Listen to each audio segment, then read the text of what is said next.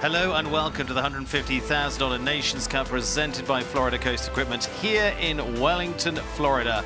It is a little bit of a steamy day here in southern Florida, but we are heating up the competition for a fantastic 2 rounds of countries doing battle here for the team element of what show jumping is all about. Waving the flag, great support for 8 teams competing here tonight in Florida and going for the big title of the winner of the Nations Cup here in Wellington. So our thanks to our supporting sponsors right the way through here, and tonight through this week is Florida Coast Equipment. Everything you introduce to the life, the equestrian way of life, is uniquely created to perform within it.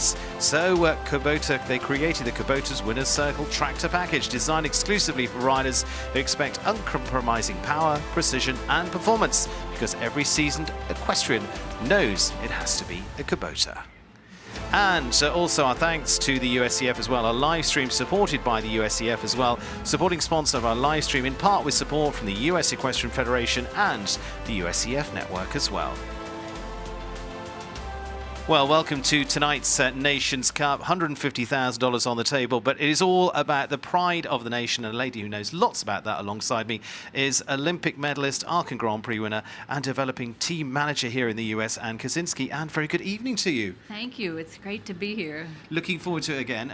All the teams have just been walking the course, final stages. Like I said in the lead up here, it's been steamy. We've had a wet afternoon. It's all clearing now, though, thankfully. Thankfully. I hope it stays away, because it really did pour on us. Yeah, it really did. Not the easiest weather to get, but the team have worked fantastically. A little bit dark overhead at the moment, so we'll keep our fingers crossed. But flags flying, as you can see from the tractors there as well. Great to have Anne back with me for the great tradition that is the Nations Cup here. Obviously for you, Team USA tonight. Robert Ridland will be heading up the team there as team manager. Tell me about the team. Yeah, I think the team is very exciting. It's quite a strong team.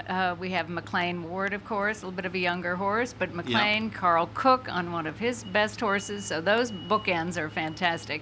And then Marilyn Little, who's been doing so well with her La Contessa, who's been great, and then Callie Shaw. Yes, who's been excellent with her horse. And again, getting those 2 girls the experience, more team experience. That's what this night is about a lot. And yet I think it's a pretty strong team. And the lovely thing is it brings a different atmosphere to the stadium here. We're used to the 5-star Grand Prix, sort of the individualistic fight here, but this has a different feel. Yes, totally. All week, actually, since the week's been going on, the Nations Cup and the team riders and thinking about the Nations Cup. It's a different vibe for sure, which I love. I love team competition. And get all the team jacket on there. You know the pride of wearing the team jacket out there as well.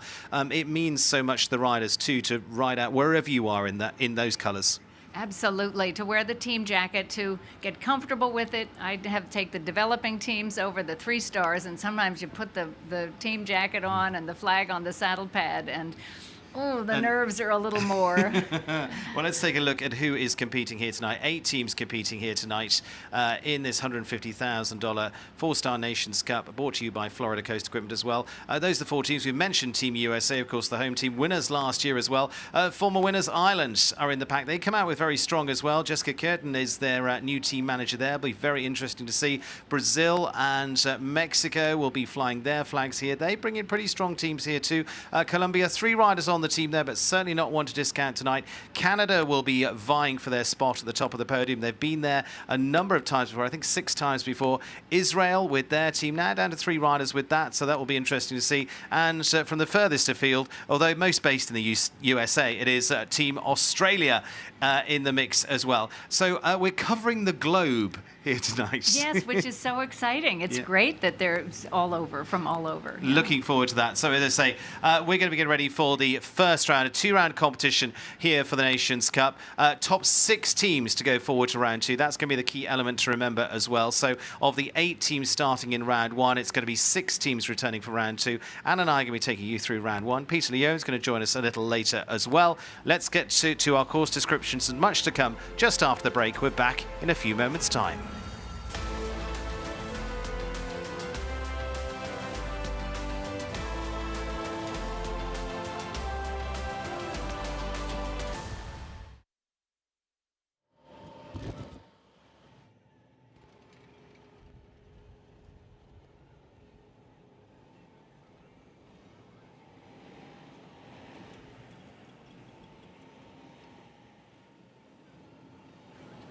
Florida Coast Equipment understands the equestrian way of life, and everything you introduce into that life should be uniquely created to perform within it. So, we created the Kubota Winner Circle Tractor Package.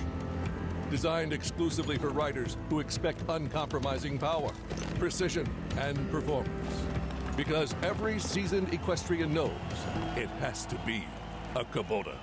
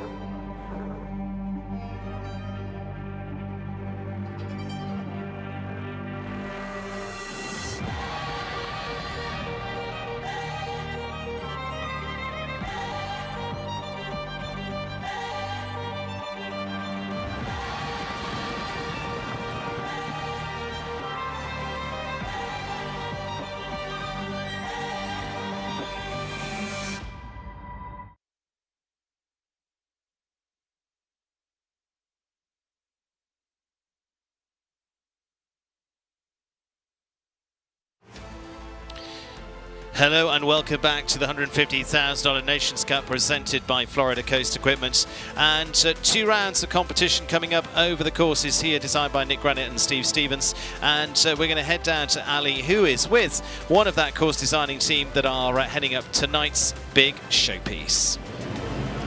Yes, hi Stephen. I'm down here with co-course designers Nick Granite and Steve Stevens, who have both been designing these courses, the Nations Cup courses, for about 10 years now together. Now, Nick, can you talk to us a little bit about this course? You're familiar with the ring. Designing for a Nations Cup is different from designing for a Grand Prix. What is the difference? You know, the horses have to jump it twice, so it demands a little bit more of the horses. Here it's going to start in the daytime, and then in the night it kind of jumps a little bit differently, we've seen over the years. But we have good horses, and I think we'll have a good event tonight. Now, Steve, this is a little bit of a unique Nations Cup, as in we start during the daytime. In the past, we've started even earlier, and our second round is. What is the difference? What do you take into account when designing such a course? We have found over the years that when we did the night and day, that we always try to evaluate how many clear rounds we have in the one first phase or then the second phase, and we have found that in the daytime we had a few more clear rounds. I think because the horses, I think they jump well here at night. I don't want to tell you that you don't have really super Grand Prix classes and fast jump offs, but you know, a lot of these people are foreigners that come in, and so, okay, maybe they might not be as accommodated to the arena and can handle the change up. So probably that would be the biggest part. And we're looking forward to a really great event tonight, sponsored by these two specifically. They've put on such great shows in the past. Back to you, Stephen. Thank you very much, Ali. Yes, both of them in the driving seat here. 2 huge, wonderful talents in course designing. So as you can see, the sun is just coming lower into the evening here, and we're getting set for a big first round of competition coming up for this Nations Cup here tonight, presented by Florida Coast Equipment. So just a few minutes away, we'll be taking you through the course as well of what both have designed here tonight too. So let's get ready to take a look at that. And course, also the course time allowed will be very interesting indeed. Looks like 70 seconds. Fidelity Investments bringing our course design animation each time. Anne Kaczynski alongside me. And let's take a look at the track. You've had a good look at this. We head into the arena. We start over at the Kubota fence, over near the in-gate, over near the International Club. Yeah, and I think most will do 9 strides from 1 to 2, and then this kind of roll back to number 3. The next ox are off the turn. Then 9 again to the in and out, to the double. I think that could be a little tough. They're kind of narrow rails. 5 strides to the oxer. Then this neat turn, and this is a skinny, hard to see. I think that skinny is going to be tough to jump. I think 7 strides to the water jump. You could leave out the stride and do 6, but I think most will do a steady 7 to this big yellow vertical. Then again, roll back. This is a skinny oxer, a narrow oxer. Sometimes the horses misjudge it or cut down by the gate. I think most will do 8 strides to the combination vertical oxer vertical. Then again, this 6 strides to this red oxer, and many have said they think their horses might not get their eye on it right away or be hard to jump there, and then a very short 4 strides to the final fence, and it's a delicate plank on top of it. So I think it's tough enough. It's plenty to get your teeth into here tonight. So let's take a look at the course information here as well. And as we said, course designers Steve Stevens and Nick Granite there. Time allowed of 70 seconds. Purse of $150,000 distributed between the teams. Length of 460 meters, and there are 12 jumping obstacles in terms of numbers, 15 jumping efforts around the course as well, and just moments away from our first heading in. So what we should tell you as well before we get into competition, we have 2 riders going first who are not part of teams. They're jumping for what's called a certificate of capability, which will count towards championships in the future, and they need to go around these courses, jump at this height and achieve a score to then qualify for those championships. So you'll see 2 riders first that are not part of the team. So before you get your flags out completely, just a reminder that that is what we will see first. Getting ready for our first coming up onto course as well. That's all the course information. 70 seconds time allowed, Anne. It doesn't sound a lot to me. No, I think it'll be prompt. I think the time will be a factor, and those rollbacks, rolling back down here by the in-gate to the skinny one, and also the delicate green skinny vertical up there before the water. Yeah. You want to make time, but those will be hard places, I think, to jump clear and make time. Absolutely. So that's going to be on their minds as well. Under the lights here, it's a little bit brighter actually in the arena than maybe you're seeing on your screen at the moment, but it is getting into the closing part of the day, just coming up to 6 o'clock local time here in Wellington, Florida as well. So moments away from starting into this year's 4-Star Nations Cup presented by Florida Coast Equipment 2. So looking forward to this.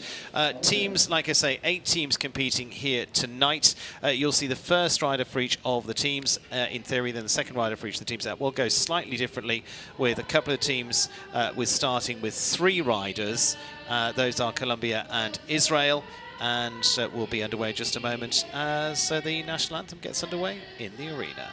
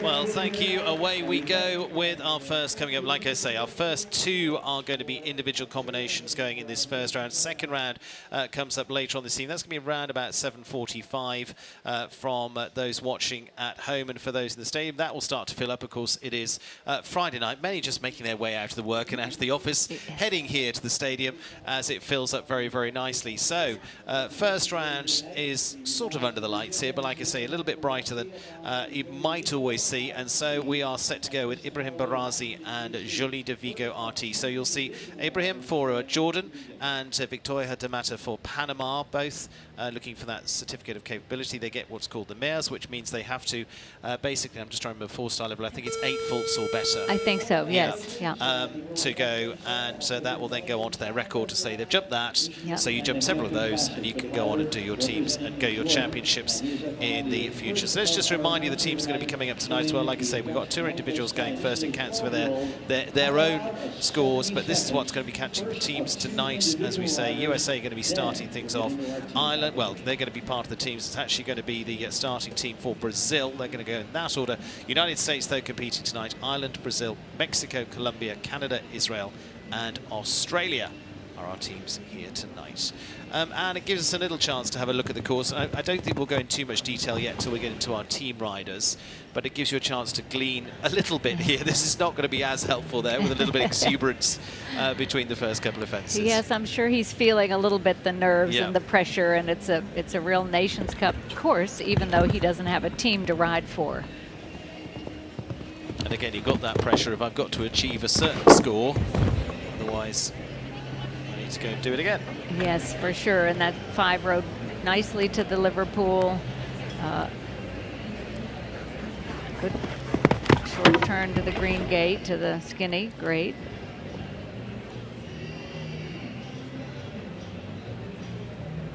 Seven and 7 up the line. He rode it beautifully, and the horse jumped it very well. And comes to the skinny oxer.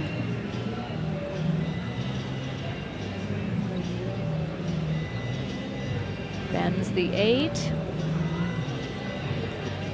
Combination rides very well. Great across the red oxer. Beautiful round. Good round, and say for their own achievement, that's what they need. Interestingly, 69.04 for a time. So we get a little bit of a clue here because we said 70 seconds time allowed. Yes. He was losing a little bit there early on with the bucking around. Yes, for sure. But the time is a factor, will be a factor. But yes, with the bucking in the beginning, that takes a little time. So right on the time, 69. And his horse jumped beautifully, and he rode great. Yeah. Looks good. Yeah. Really nice round for them. Like I say, sadly it's not counted towards a team here tonight, or for them, but it does count towards their certificate of capability, say their MERS, the MERs for them. So, well done. They've got that done and dusted and out of the way. And our second will be Victoria Damata for Panama. She actually rode at the Pan American Games. We saw her there back into 2023. And so this is going to be Condara. This is a horse that actually she's been riding, and this season Roberto Turan has been riding as well. So Ibrahim Barazi started things off okay, very nicely. Yeah, and she got to see him go and take a little side to say, okay, it's doable, and we'll see how she handles it. So far, good. The 9. Kind of added, added She's too shaking many. her own head there. Yeah, she's Did kind of underrode the oxer, or the horse Yeah. rubbed the back of the oxer, and then kind of added to the double, and too many strides there. And it's impressive, that double. well, not to be this time for Victoria and Condara. They're sort of really very recently a combination back together as well. But this is why you go and jump those courses, and she will go away and train those, and they'll have another day, and off they go again. For sure, and interesting to see those first 2. One Yes. made it look simple, and this one, Yeah. as you say, getting back into it. And the shake, and almost smile on her face. She shook her head. She knew that's not the spot she wanted to be in, and No. it does make it much harder. Than again, if you'd been coming to a single fence, life would have been a lot easier. Yes, for sure, for sure. So those are our 2 that are non-team riders. We're going to go into our team with Brazil starting us off, and Felipe Amaral is going to be first to go for the Brazilian team. Felipe Amaral, Gabriel Manos Machado, it is Stephanie Maciera and Eduardo de Menezes making up the team here. And so our first for them, Felipe, 35-year-old who's already been a medalist through South American Games, also been on the Pan Am squads as well, competed at the World Cup finals, also was over competing in Europe last year too, now make the trip here. with Kirby van Reuterschal for a first to go for Brazil. So now, Anne, this is where it starts to count. Anne Kaczynski alongside me. Yeah. Now we get our teeth into it. Exactly. The pressure is on. We've already seen one clear.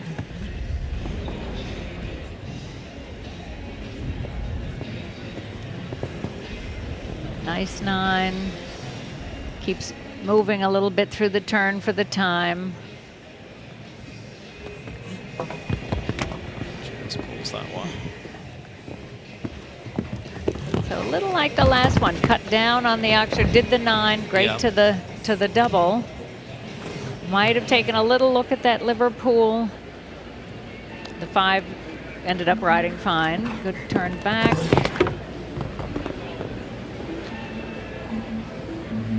Good ride at the water in the 7. Little lucky rub, but works out. Again, keeps his momentum in the turn.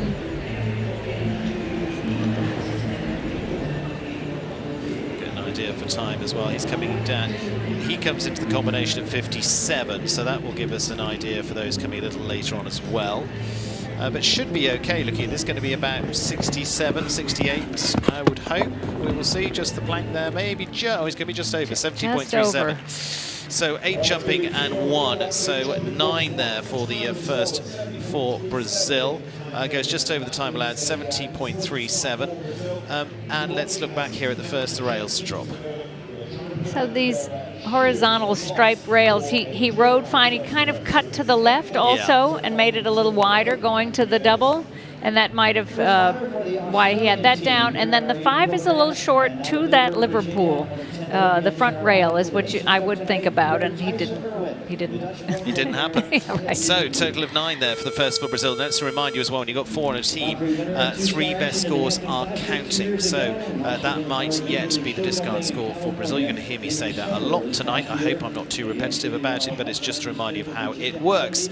We go on to Australia, and Australian Olympian, in fact, Tyser Irwin, rides for Mike Smith as well with the ride of Highly to Be, and the team watching down there as well.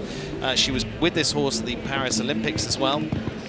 Won out in the Hamptons previously. She's had a really good run here in Wellington before now too. Had a really good start to the season, so it'd be really interesting to see here. So Tyser leading off the team for Australia, with Jamie winning Kermond, with Hilary Scott and Lauren Balcombe. Now she gave herself a little bit more space there. Little more space, but he still made a big effort. That's a big jump off the turn, big square jump, oxer off the turn. That's too bad. Jumped in well over the oxer and then maybe had to balance a little more, but a little unlucky. They have been so good together.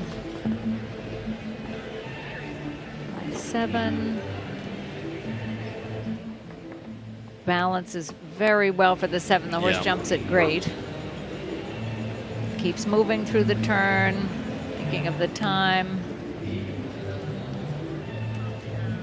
Felipe was here in 57 as well, so this might run a little bit tight. You almost feel like that's the last fence. There's a little bit more on the end. Yes. All time should be good enough. Just under, just under. So 69.59. And so gets to the 8 falls there, 2 down for Tyser Owen and Highly to Be. Back to the VWs, Anne. Yeah, jumps in very well and just goes through it a little bit, the vertical, doesn't back up enough for the vertical. And then again here, it's interesting, both of them combinations.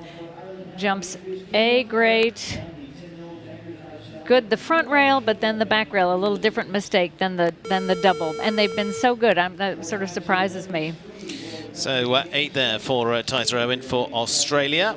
And the first rider out, leading out for Ireland, is Cian O'Connor, and the Coolmore Show Jumping's Ulysses, for where they're a most experienced rider on the team here as well for the Irish, under the new Chef to Keep team manager in Jessica Kearton herself, who was a top 10 rider in the world as well. But Cian leading things off, I think close to 200 Nations Cup appearances now for this man, team gold medalist in Europeans. But this, again, like we see a couple of horses tonight, a little less experience for him, and this is why he's bringing this horse in here with a big future. Exactly. Oh, jumps the heck out of it, but that's a big jump. That's riding very big away from the in-gate. Jumps in beautifully. Balances to the short 5. Great. Yeah, he's such a brilliant rider, and this is a wonderful, as you say, a younger horse developing for these Nations Cups. Great effort over the water. He brings him right back. No problem to do the ad, and the horse is still flying over the jumps. He's for sure aware of the time. Be very interesting to see where he hits this triple combination at. As we saw, Tizer was here in 57 as well and just got underneath it. He's coming in about a second quicker. Yeah. And still clean as well. One from home for Cian O'Connor and Ulysses. Nice start into their team appearance for Cian, and very good start for Team Ireland, and so a 0 score for Cian. Jordan Coyle, Tom Watchman, Shane Sweeten still to come for the team. As they say, that's how to do it, but really good effort there. As you said, this is a good experience round for this horse as well. Clears it easily. Excellent. He jumped so high over so many of the jumps, still made the time very well under the time. Cian's really on it that way, just flying over the jumps. No worries about the height there at all. They've got more in the tank yet, in the toolbox to come. For sure. So great start for Team Ireland. Team USA, their first rider, Carl Cook, and Caracol de la Roque for Helen Sidney Osby as well, for family-owned mare. That's been such a great horse for him, including, of course, Team Silver, for those that follow, the Olympic Games in Paris, multi-wins into Nations Cup and into Rolex Grand Prix as well. And I more hand to you to take us round with the Californian. Well, I think she looks fabulous. And the pressure's on. Cian just jumped it clear round, so a little pressure and being the lead-off rider. Big effort at that, like I say, big oxer. The mare is so keen. I love her expression. Balances the 5 beautifully.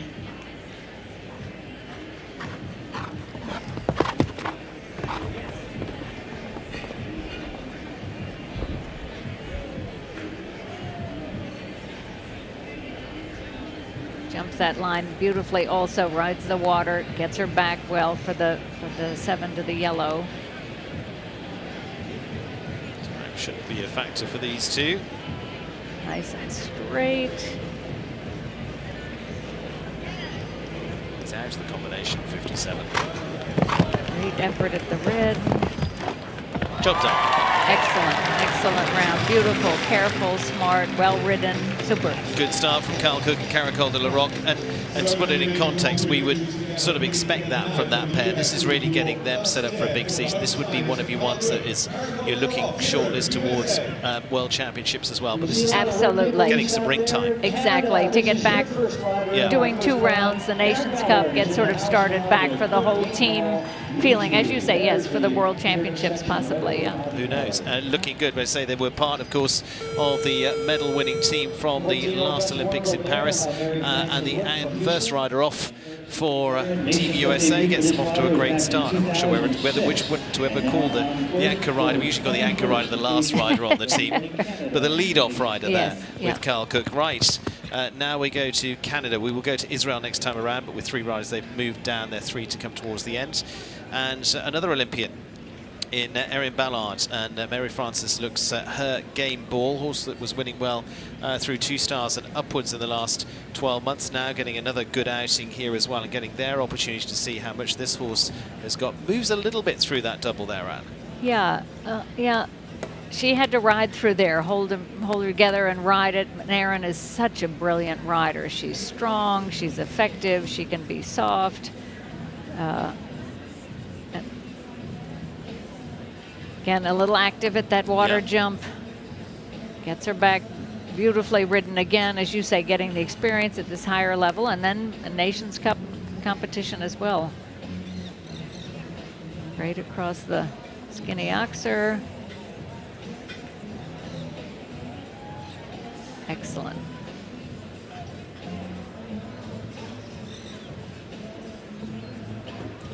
There we go. Excellent round. Gets also the job done. And so Team Canada just Captain Canada, Ian Miller, just round the corner there, just in his Stetson, you can't miss him. And so it is clear for Erin Ballard and her game ball. And the thing is here, Anne, I mean, jumping a nice round here to get the clear in the bag. This is where, and this is why we're talking about Carl Cook coming in with Caracol. It's 2 rounds. Yes, Round for sure. 1, great. Got to do it again now. Absolutely. Can you do it? And then these younger horses to teach them to jump 2 rounds. Yeah. Not Carl's horse, but this kind of horse. Exactly. And in age-wise, this is young, but in experience, this is young. Yes, right, exactly. And what I love, her focus. But these top riders, these last ones, that their focus, they're, want to jump a clear round for their team. So now to Mexico and their first team rider in Carlos Sanguerrero, an H5 Chili Pepper Z for Carlos again. For him, the 25-year-old already made plenty of appearances, including in Paris, the first championship appearance for them. He's a Grand Prix winner here in Wellington, multi-wins through youth ranks, through young riders as well, and is now pretty well a regular for Team Mexico too for Carlos here. So very interested to see him with this 10-year-old by Crunch 3. Yeah, he's a very good rider. I think only 25 years old, but focused, very mature, has had great experience and lovely horses. So far he's jumping a beautiful round.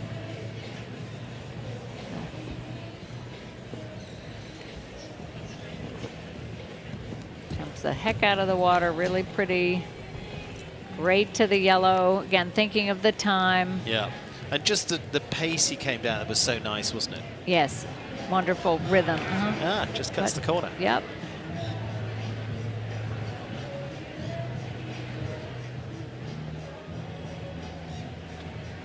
So just on the 4 at the moment. Time should just about be okay. Clears the plank in the last. And so 68.90 on the 4 there for Carlos Sanguerrero for Mexico. Let's head down to Ali. Ibrahim, first in, first clear. Initial thoughts on the course? Longer course for sure. It's the biggest course I've jumped in a long time with the horse. Delicate material for sure. Short lines, a little long lines, but it worked out for us today. Well, you made it look. We appreciate you coming down with us. Back to you, Stephen. Thank you very much, Ali. Ibrahim there just saying biggest course he's jumped so far, but delighted with that. Thank you very much. So, as I say, for him, that was individual achievement for him today. So, the course is the challenge for our riders, though, in the teams. The first rider for each of the teams completed there with Carl Cook for the USA clear, Kian O'Connor clear, Erin Ballard clear. We just saw the 4 from Mexico. We're going back to Team Brazil. We've got Colombia and Israel, like I say, to come into the equation yet, but they've got 3 riders on the team, so they will start to appear in this round. Brazil, with their second rider, is Gabriel de Manos Machado and Legoland Sandro for the Bay Winds Equestrian of here in Wellington. So loads of experience on home ground here as well. And our next for Brazil, their first scoring 9. And Anne, it does help a little bit for some of the locals, if you like, that they get in this arena, but it doesn't guarantee anything. No, not at all. You can be comfortable with the ring and know that your horse is comfortable in the ring. There at the front rail, it almost looked like you started to turn him on the takeoff and shifted left there, and that's a tough jump to jump that number 3. We've seen that a bit. Yeah, he's very comfortable in this ring for sure, but it's a tough enough course, and the pressure is on. You know, that's a different pressure when you're riding for your team. It's Yes. a different pressure.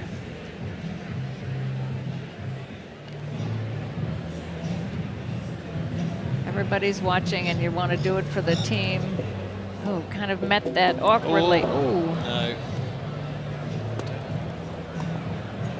Yeah, oops. Well, unfortunately, not going to be today. So for Team Brazil, their 9 is going to be counting. And unfortunately, elimination there for Gabriel de Manos Machado and Legoland Sandro as they came through the triple combination. Unfortunately, just became a bit of a scramble in the end. Both okay, as you can see. He's just walking out. That's the key part, but tough one. And as you say, it's always tougher when it's for your team. When it's for you individually, you go, okay. When it's for your team, you feel so much worse. Yes, for sure. Unfortunately. Little look. Again, 1 or 2 just trying to get across that fence. Yes, kind of turning left in the air, and that takes the horse's focus off of jumping it clear. When he came, he kind of met it on a funny, very short stride, and there was no way he could get one stride. Yeah. Well, that's part of the sport. Exactly, hung on for a hug, but unfortunately it was just a running finish in the end for them. But glad to see both are all right. And so unfortunately elimination for the second for Brazil. Remember, it's 6 teams coming back tonight is the aim. Australia and Jamie winning Kermont now. And this is Talara Watt-Koblenski for Rachel Peel for the second for Australia. Jamie, who's winning out in from Sydney, New South Wales, of course, won it out in Australia as well. Placings last year and already into this year too. Started very strongly as well with this Australian bred ride. So looking forward to seeing more from this mare by Coleman for the second for Australia. Their first team rider, scoring 8. That was Tyser Owen. Yeah, it's great to see the different countries. A little bit of an ad. She's going to have to get going also for the time allowed now. And this big oxer off the turn. And again, it's the difficulty of coming, we've got some riders that come and base here now or have moved here from Australia, because the reality is the competition there can only go to a certain level. They jump some World Cups, which is probably jumping up to 2-star. Yes. And then beyond that, you need to move beyond that for World Championships. No question, absolutely, to get the experience here. Just didn't balance the 5 enough at the front of the Liverpool. But again, as you say, it's a whole nother level. Great to see them here, and they'll learn so much. That was a great effort by her horse. Beautiful, the yellow vertical. And the only way you learn it is by getting out there in the ring and doing it.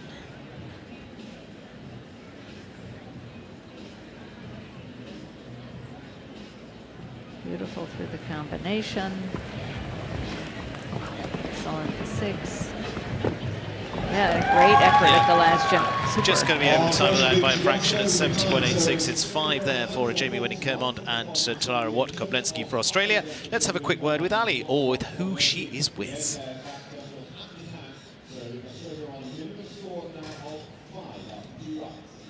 Ireland already with the 1-0 on the score sheet here in the opening round. Her second rider, ranked 33rd in the world here, Jordan Coyle with Chocolino, with Elon Farm of New Jersey, around a 15-year-old gelding. Well, we'll come back to Ali in just a few moments. As you saw, she was with Carl Cook. He'll give her the rundown, and we'll head back down there in a moment's time. But Jamie there heading on out as the second rider for Australia there.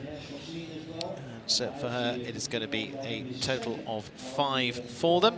And so we'll move on to the next for Ireland. Ireland starting strongly with that of Cian O'Connor. And he had the clear. Jordan Coyle now, Chacolino for the Elan Farm. Now, a little bit different here. Jordan's jumped on a number of Nations Cup, but had, unfortunately, a good few months out last year himself with injury. So, again, for him, he's back into the equation here. This is a combination that jumped both on big classes here in America. They jumped on the Nations Cup at Hickstead last year, too. Early rail for the American. But this is a good place for him. Of course, he knows it inside out to be able to get back in the ring and be a big part of this. Yes, it's a wonderful place to get back into it. They just had a very unlucky rub out of the double there. And a very light rub. He's very competitive. Great to have on your team because he wants to win. Team or individual. Yes. 7 into the triple, no problem.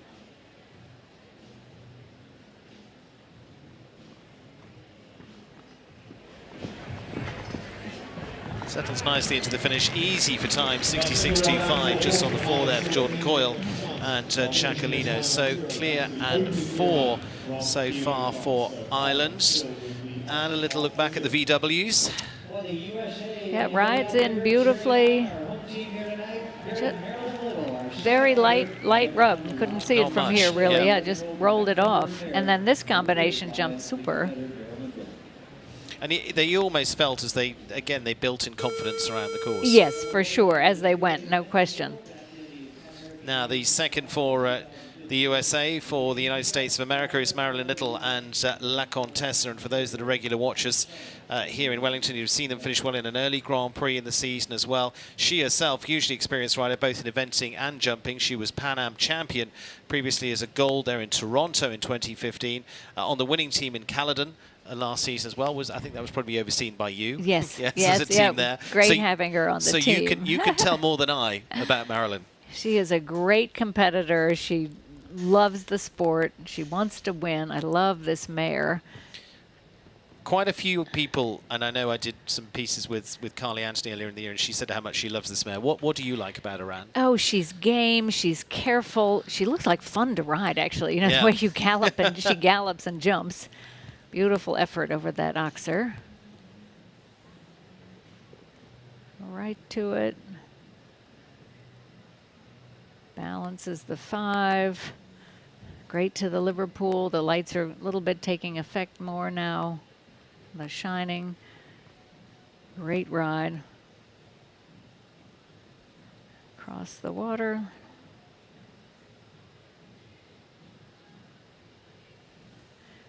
Adds a lot there. Now she has to keep moving, but the mare normally is pretty darn quick.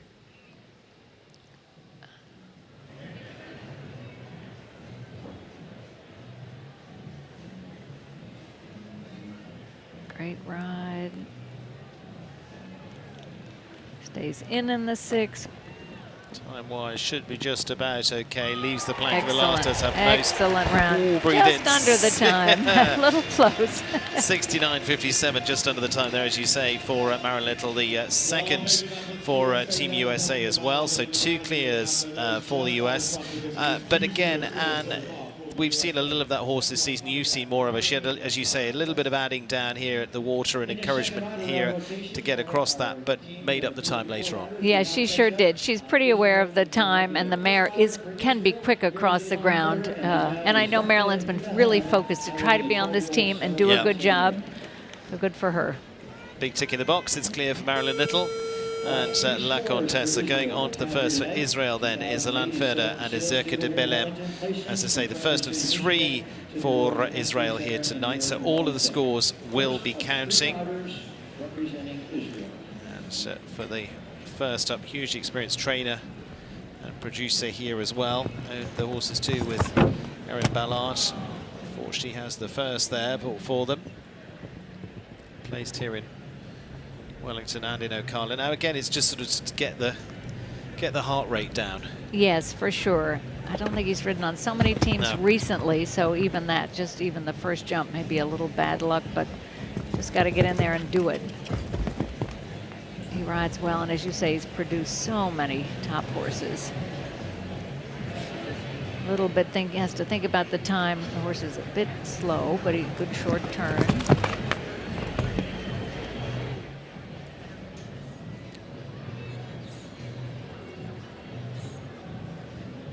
He does 6 to the vertical because he has such a big stride and for the time.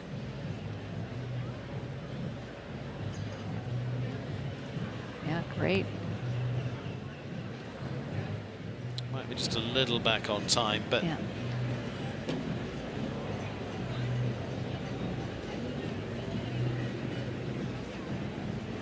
But overall, a very good ride, good round. Just over the time. Yeah, I'm going to leave them 2 over the time. Puts them on a score of 10 there, 71.03 for Landverder and this first fence. And a total, therefore, for the team of 10. Just gets their shot at that, but as I say, just starts to calm it down into the rest of the round. Always a tough one when you have the first. We can talk about that for many occasions. But again, it's, you know, the round finished well. Yeah, finished very well. He should be happy with that. I mean, he really rode very well. It was good. So 10 for that for Israel, but like I say, that will be counting because all 3 scores count. Nikki Walker now for Canada, the next of the Canadian riders who's on Panther JVH, and again she's already made many team appearances through the championship level for Nikki, and made actually her debut here back in 2019 I think it was on the Nations Cup in Caledon last year. In the Nations Cup they run there. With nice wins last season. She's done 5 Nations Cups in the recent times as well. And Panther, another one that's, again, team manager Ian Miller is going to be looking at for big teams this season, so this is where they get a good chance. Again, made a nice bit of space to get to that. Yes, now we have to see about the time allowed, because it was a little wide, but she's been very consistent. Her teammates, oh, bummer, have all talked about how consistent and great and being a good team, developed into a good team rider and for the championships. Rode on the squad in Dublin last year. Yeah, unusual those 2 down, but then good now thinking about the time a bit.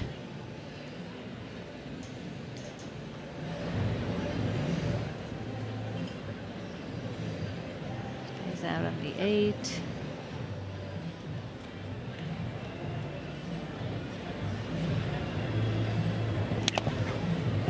Great effort at the Red Oxer. It's right back to the plank. And that was too bad. Yeah, there we go. Finishing on the 8 there for Nikki Walker and Panta JVH. We're going to head down to Ali, who's going to have a quick word with the team manager, I think, in a moment. And let's see him there in action. And so we see him there in his reaction.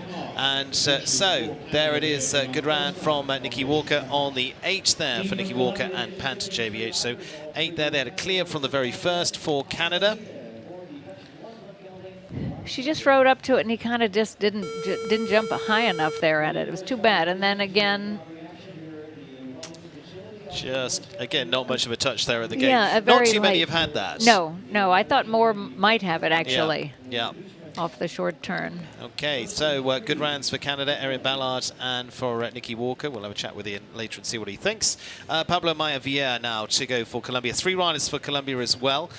This is long tender, and like I say, with 3 riders on a team, to the risk of repeating myself, this will count towards the score, whatever score he gains here as well. So joins teammates Carlos Ramirez and Nicholas Gamboa are going to be the last to go for the Colombians as well.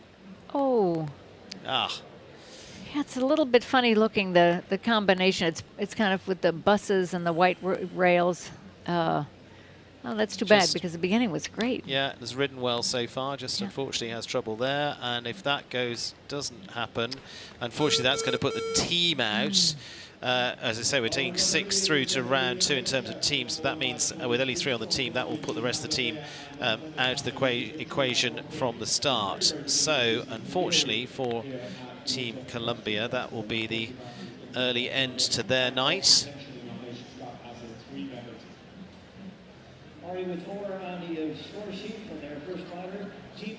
Yeah, that's just horses sometimes.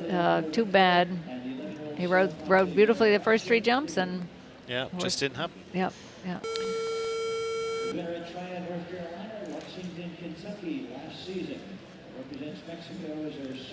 So the second rider for Mexico now, Alejandro Leonardo Winkler, and so this is going to be a flagship to who's for the next for Mexico. Good start there with just a 4 for the Mexicans, with Carlos Hank Guerrero as their first out now for the 32-year-old who's won in Kentucky last season as well.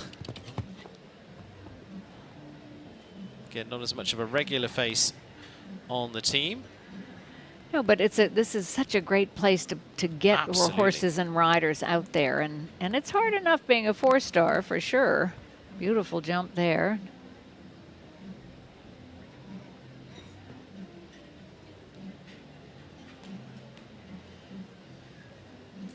Beautiful jump and riding, shifts a little, gets to think about the time, maybe then a little wide.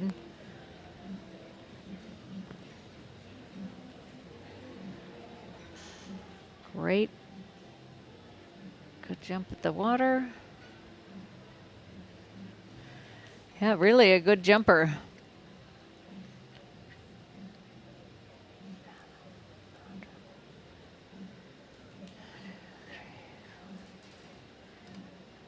Balances the 8. It's a little rough in, but makes it. And the horse tries so hard. Nice 6. Fabulous round. Well done. It is just 1 time by the tiniest fraction, 70.031 for time there for Alejandro, and so a super contributing round to Team Mexico. 70.03, tiniest fraction puts him over there as well. And well, good start for Team Mexico, 4-1. Super round, Dan. Excellent. He rode so well, and the horse tried so hard. Really careful, scopy. Yeah, that was a great round. Like I say, a little wide maybe in one or two of the turns for the time. But he gets to do it a second time, see if he can fix that. Horse tried its heart out through the triple. Absolutely tried all the way through there. But, you know, that's the partnership. Yes. Now for Team Brazil. So that's going to complete the round for each of the teams after round 2. I'll give you more scores as we go, so after 2 riders it will make a little less sense. I'll give you a little bit more as we go through. But we'll go into Brazil now, and Stephanie Maciera and Novak de Calvary, and with Brazil a 9 and elimination. So again, this is going to be counting towards the team here as well. Yeah, the pressure's on because the one was eliminated. Good ride.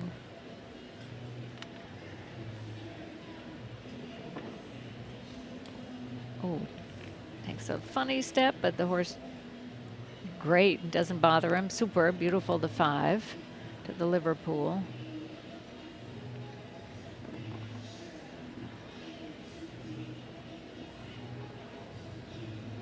Good ride at the water. Great focus so far. We'll see, bringing it home the last line.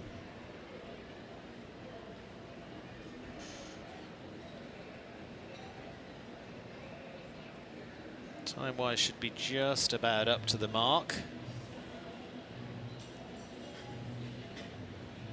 Brazil, who finished on the podium a number of times here, and she gets the job done very nicely for Team Brazil. That's a good save from Stephanie Maciera and Novak de Calvary, bearing in mind they had an elimination there for the team as well. So 9 score for a team for Brazil. And here, a little look at the water. Got a close run thing here, Anne, but yeah, but it's enough. Yeah, she made it, and then she got him back for the vertical. Great ride, smooth into the combination. Again, the horse just tried so hard, and I love both of their focus. Really, really good. Beautiful round. Super round. So to Hilary Scott now. Hilary and Lola for the next for Australia. We've had 8 and 5 so far for the Australians. Hilary, who's got World Championship experience behind her already, as well as some fantastic horses that have also been bred by her mum, and also I think she also bred, her mum also bred Chacolino, I hear too. So she's got 2 in the field that have been part of that. Hilary, who spent time based in the Netherlands, and also has competed out here, recently finishing top 5 in the recent World Cup in Florida here too. So has become a good benchmark. She was part of the World Championships in 2022. Oaks Milky Way, of course, now bringing on Lola as the next of her championship rides as the 10-year-old mare by Cardento.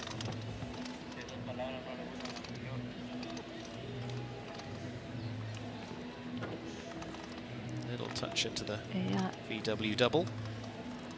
Now she's got to think about the time a little bit. You're a little wide to number 3, and sort of added, got a little flat. Good at the water. Good job to fight to fit that in to the big vertical.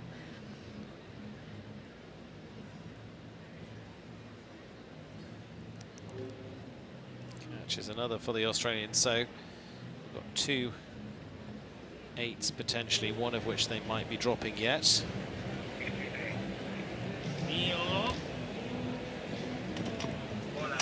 And Hilary home just over the time allowed as well, and so is going to bring Hilary Scott home with a total of 9.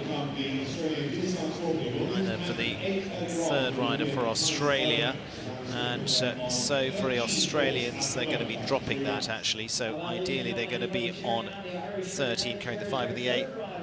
Again, sort of got above it but didn't carry on over it. Yes, yeah, for sure. And great to have come back, though, and do it a second time. You know, that's what I mean, we'll see. I don't know if she'll get back, but I hope so. Yeah.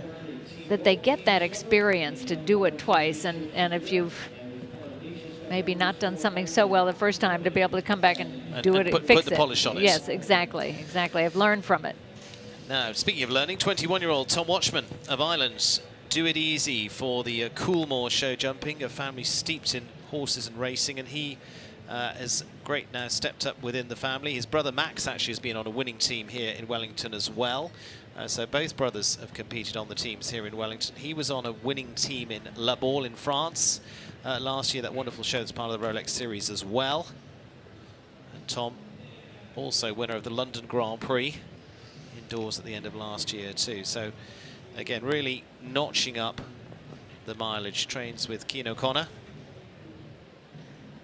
Yeah, he's a very talented young man, and Keane's done a great job with him and his brother, but he's on the time, he's fighting for it. Again, tremendous focus for such a young man. Yeah. I'd also point out his younger sister Alice won in this ring earlier on today as well. That's great, great. Coming home for Tom. Time is looking good. Nicely done, Tom Watchman. Do it easy, does it well again. So 2 clears for the Irish. In there, they've got 4 from one of them from Jordan Coyle, but in theory they will drop that, so the Irish can still stay on 0 at the moment. Yeah, excellent. He really fought for it, the focus, the time allowed. Excellent round. Team USA in their 3rd team rider, Callie Schott, and the Southern Archers, Garrett. Wonderfully experienced pair now for Callie, who was part of the teams in recent times as well, out in Abu Dhabi as well. And competed in the Nations Cup final last year. 5-star Grand Prix winner already. From Traverse City and went superbly in California. Potential list for Paris too. Back to the 24 games. With good Nations Cup appearances behind them. I mean, USA coming out with a strong team, really, home crowd, but this is where you want in front of your home crowd. Absolutely. It's great to have a good, strong team. Some experience. Again, well, not the first one because she was in Abu Dhabi, but early on in the season,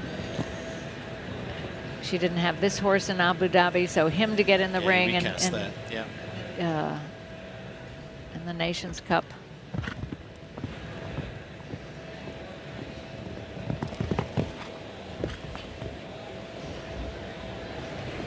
Just to develop that, you know, to be a top Nations Cup rider is to do it as many times as you can. That's the experience. The team pressure.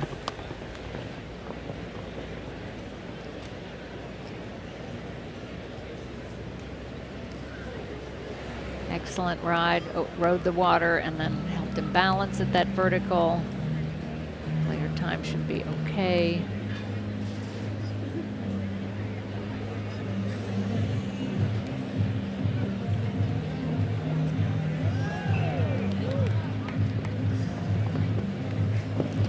One away from delivering a 3rd clear for Team USA. She will. So the US will finish the first round on 0 regardless. McLean Ward, I'm sure, will be going because he wants to get experience with Jordan Mulger. But Anne Kaczynski alongside, let's reflect on that round. Excellent round. Again, her focus, that horse jumped the wall beautifully, kept their focus all the way through the end, never let down. And just doing that Nations Cup, getting in the ring, and as I say, for those horses, the same thing. Yes. To jump 2 rounds, to have that pressure. Excellent. Callie Schott delivering for the home team, and so 3 clears, like I say, for them. So regardless, they'll finish round 1 on 0. Israel now. 2nd team rider for Israel is Vanessa Hood, and so the take 2 of Wellington's Vince. Now already with the 10 from Alam Furder as the first for Team Israel here tonight. Now for Vanessa, who is under the tutelage eye too of De La Joyos, of Norman. Yeah, great to see her in the Nations Cup. Really wants to do the team jumping and fighting for it. Yeah, has done Nations Cup before out in Europe as well before now. She actually competed at the European Championships last year. She lives here in the United States, but headed over to Spain there last July. Yeah. Very good. Has to think of the time a little bit.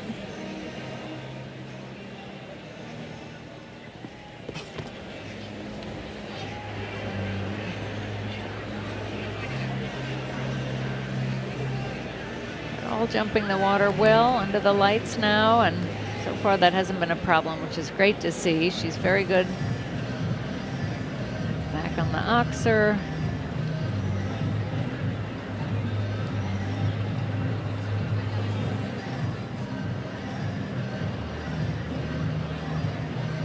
Doing a great job, smooth. This is jumping really well. Time-wise, going to just be around the edge. Yeah, just 70 points. over, but excellent round. Yeah, just on the one there for Vanessa Hood, and with 10 already on the scorecard for Israel. What she's adding is very little, so just one there for Vanessa. Overall, as you say, really super round for her. Absolutely. Focused, the horse jumped well, she rode very well. You know, ideally just every round like that. A nickel's worth quicker somewhere, but overall, excellent round. Excellent, good stuff. So 10 and 1 for Team Israel. So even I can do that maths. They're on 11 right now. And so Israel on 11 after 2 riders gone. Canada, Mexico still to come. Like I said, unfortunately with Colombia with the elimination, that will be that for the team. Though their riders might ride in for, again, capability. I'm not sure of that. But in terms of team, that is over. Not over for the Canadians. Chris Pratt, who will get huge support, I'm sure, here as well. They've had clear and 8 so far for Canada. Chris with Ideal ES, as I said of him the other day, as he finished so well in the Grand Prix already this year, a renaissance at the age of 56, and he's flying along with Ideal ES, in fact with a couple of horses for the Take the High Road team there as well. It's been great to see him on the squad again. It's been a little while, as he said, from the teams, certainly from the championship teams, and so Chris, who's a past, say, World Championship rider, 2006 in Aachen for him, has actually been on winning team here back in 2000, around that time as well. So, yeah, it's great to have him on the team, the Canadian team again, because as you say, he did it before, and he's ridden and coached a lot. We even had him as a chef. When I was a chef, he was coaching one of our kids, and just a great team player. He's been riding beautifully, doing a great job with these horses. So really fun to see him back on Team Canada.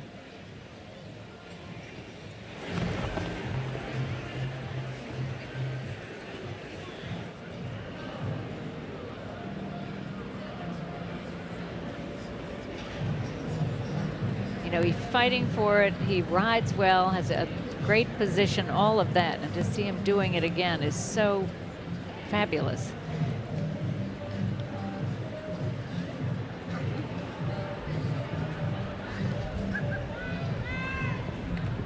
I don't want to jinx him, but come on. Excellent. That's what Good I stuff. love about our sport also. You know, the young, the older that do it, Doesn't take a matter. break, come back. Ian Miller giving his instructions down there. Nikki Walker is discussing things with there. But the hugely experienced captain Canada is giving it all out down there. Clear it is. Chris Pratt is giving back for the teams. He'll be delighted with that in front of the home crowd here at the Seas every week. And so let's head down and catch up with Ali as well and see who she's with. Down here with Ashley Bond. Ashley, no stranger to these Nations Cup competitions. Now, as a rider, what is it like, the difference between riding as an individual versus riding for your team, especially on home soil? You know, I think I've always taken great pride in representing my country, and you know, you feel like you're carrying them on your back. So I feel like there's definitely a lot of added pressure, but I think we thrive on that, and especially being here in the U.S., it's very exciting. And yeah, I think as a rider, it's what you want. You know, you want that that camaraderie and to feel like you're on an actual team, because the sport's such an individual. it's really fun to get to do this. And you're rehabbing from an injury, but we hope to see you back shortly after winning this Grand Prix at the Ridge today already. Back to you, Stephen. Thank you very much, Ali. Yes, Carlos Ramirez coming in for Colombia now, just to fill you in on how the story works here, because as I say, as a team they're eliminated with their first Pablo Maivia, but this is also for Grand Prix qualification and for their mares as well. So Carlos Ramirez and probably Nick Gambo will come in and ride regardless for their individual scores here. So it gives us a chance to take a little bit of a breather and look back at the scores there as well. Because we've still got Mexico to come to complete this round. But so far, Ireland, USA and Canada would be on the 0 scores with the really good clear there of Chris Pratt. So it's keeping it between those top 3 teams that I did mention early on, and we talked about, and the ones that played such a big part in this. But still want to come for Mexico, still final rider to come for the each. I'm hearing I don't think McLean is going to come. So he's going to keep the powder dry there, I gather. Doesn't need to go. Yeah, definitely doesn't need to go. So whatever's best for the team and his horse, and as you say, these other teams, they could still come and be tough to beat. Clear in 4, clear.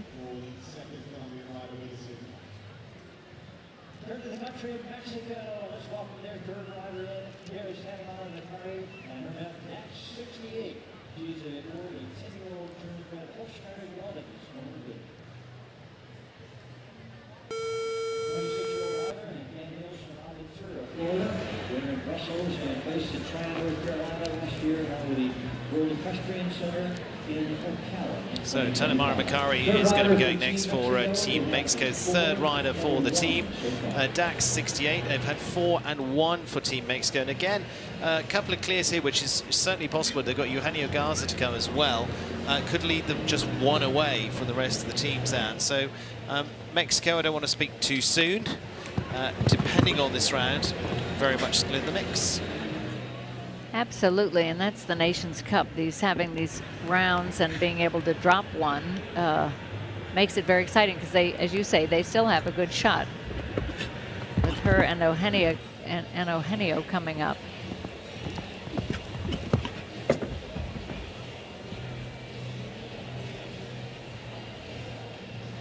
Good ride. Think about the time a little bit, but she is still moving here, which is good. 4. They've already got 4 from Carlos Hangarero, so that will leave them on 5 at this stage. I say still with Eugenio Garza to come for Team Mexico. Yeah, I thought that little green gate might come down more than it has, and a little bit tricky up there in the corner.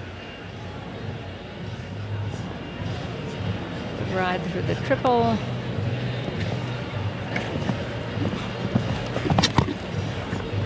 Time is good. Yeah, looking good just on the 4. Time's good at 68, or they're about 67.54. There we go, confirm there.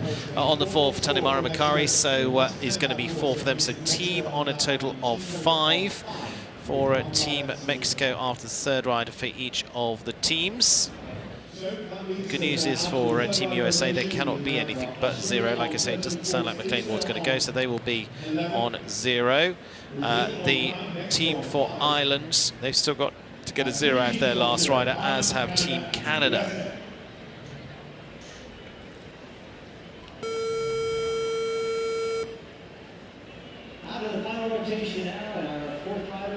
So going into our 4th rider rotation now. Eduardo de Menezes and H5 London time for the H5 Sport Horses.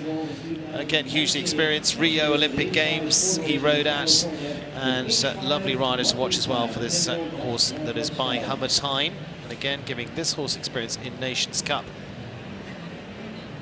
A rider part of the H5 team as well, as is, of course, we saw a little earlier on with Carlos Sancarrero from Mexico, all part of the Hank family there, and all of their setup. It's also based across towards California as well. He's a previous Pan Am's team's gold medalist as well for Eduardo. So lots to bring to the table here. But this 10-year-old stallion, I'm going to be very interested to see this, because they looked very good the other day as well. So far, a beautiful round. And he's a beautiful rider, smart about the time, has the experience. Great turn, roll back, and he's flying over the jumps. And his focus is tremendous. And that translates to the horses for sure.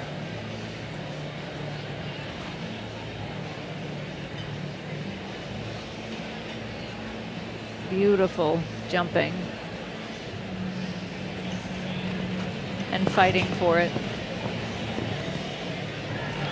There we go, really nice round from Eduardo de Menezes, an H5 London time, 67.80.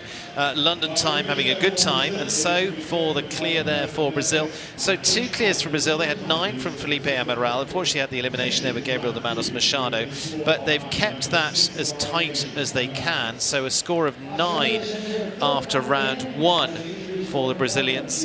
And not unexpectedly there, Anne, a super performance, lovely over the water. Yeah, beautiful round, great jumper, great expression, and beautifully ridden.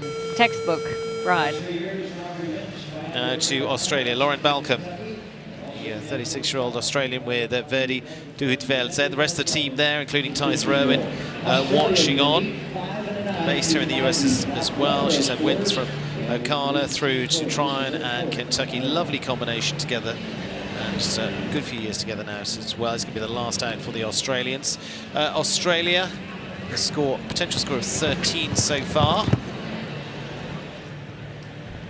Yeah, she and this horse are a great combination. And again, getting the team experience, being out there jumping with the pressure. See if she can still bring home a clear round for her team.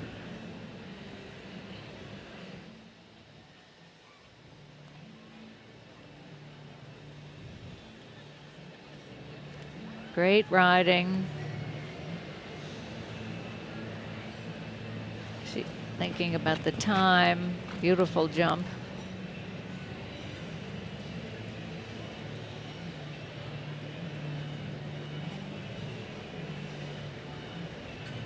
Very, very good. The connection, the focus, keep it coming home.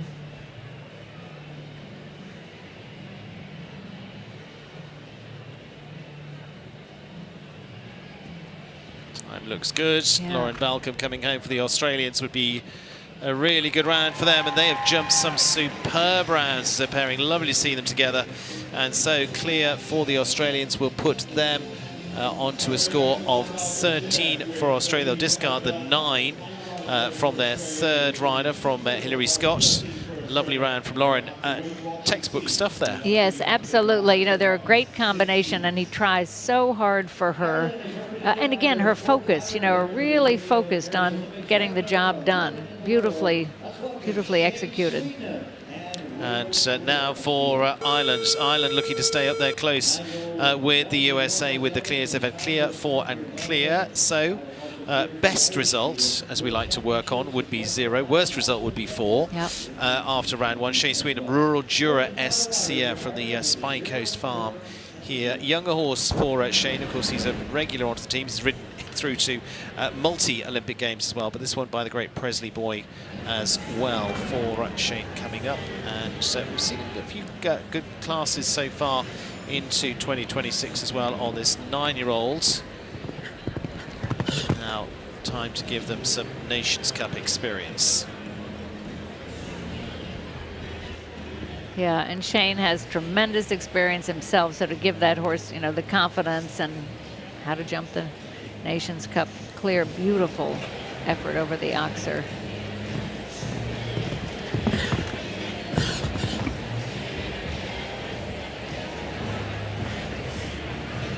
Excellent jumping, the horse's style, and he'll be on the time.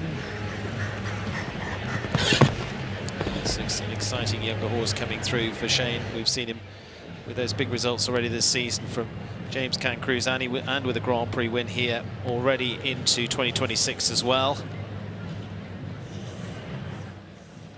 Yeah. This horse looks really special, very careful, focused, great expression. Shane's fighting for it. He wants to be clear. It's going to be enough, I think, time-wise for them. 68.14 fine for time. So Shane Sweetenham delivering with the very nice-looking Rural Jura SCF. So Ireland will be on a clear as well. So they're keeping up with you with Team USA and Kaczynski. Yes, keeping the pressure on for sure. Great to watch. Again, he's very comfortable in this arena, but he's comfortable in any arena. But the horse, great expression, beautiful jumper, fabulous. Looking good for Shane Sweetenham, looking good for Team Ireland. She'll have to keep Jessica Kirton her first time here in Wellington, Florida as well, going up against the US team manager Robert Ridland. And so the Irish delivering. So they will be on 0. Like I say, for the USA, McLean Ward doesn't need to go, is not going with Jordan Mulgarem. And so team score of 0 remains for Team USA. And for Israel now is Yali Kass, just 17 years of age, on Abora's Crunchy Nut. And so we've been seeing him here in Wellington for the last few weeks as well in the build-up. 3 times he's been part of the Young Rider Championships in Europe as well. And has already been placed in the 3-star Grand Prix here. He's looked a really nice rider, going to be very interesting to see from the Israeli team. Yeah, at 17 years old, you know, good for him to be out there doing it, and he has a nice feel. He just needs experience. That's what they're here for.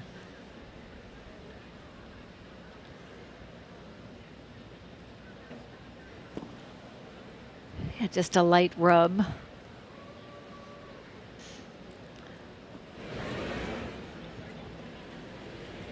Again, hopefully this will be a good confidence building round for him for all future teams for Israel. Unfortunately has the fence after the water, but again won't have jumped in any of this kind of atmosphere. No, for sure. This is a whole new experience for him.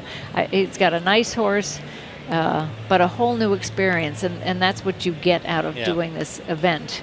It's only going to make him a better rider, getting this under his belt. Jumped on some of the GCL teams last season, but jumping for the nation is a very different thing. 12 jumping 4 times, 73.83 as he flies the flag there. Yali Kass and Abora's Crunchy Nut. And so for Team Israel, Team Canada getting into position. There the discussion with Erin Ballard, and here a little look at some of Yali Kass's rounds. He finishes on 16 there, so team going up to a team score of 27.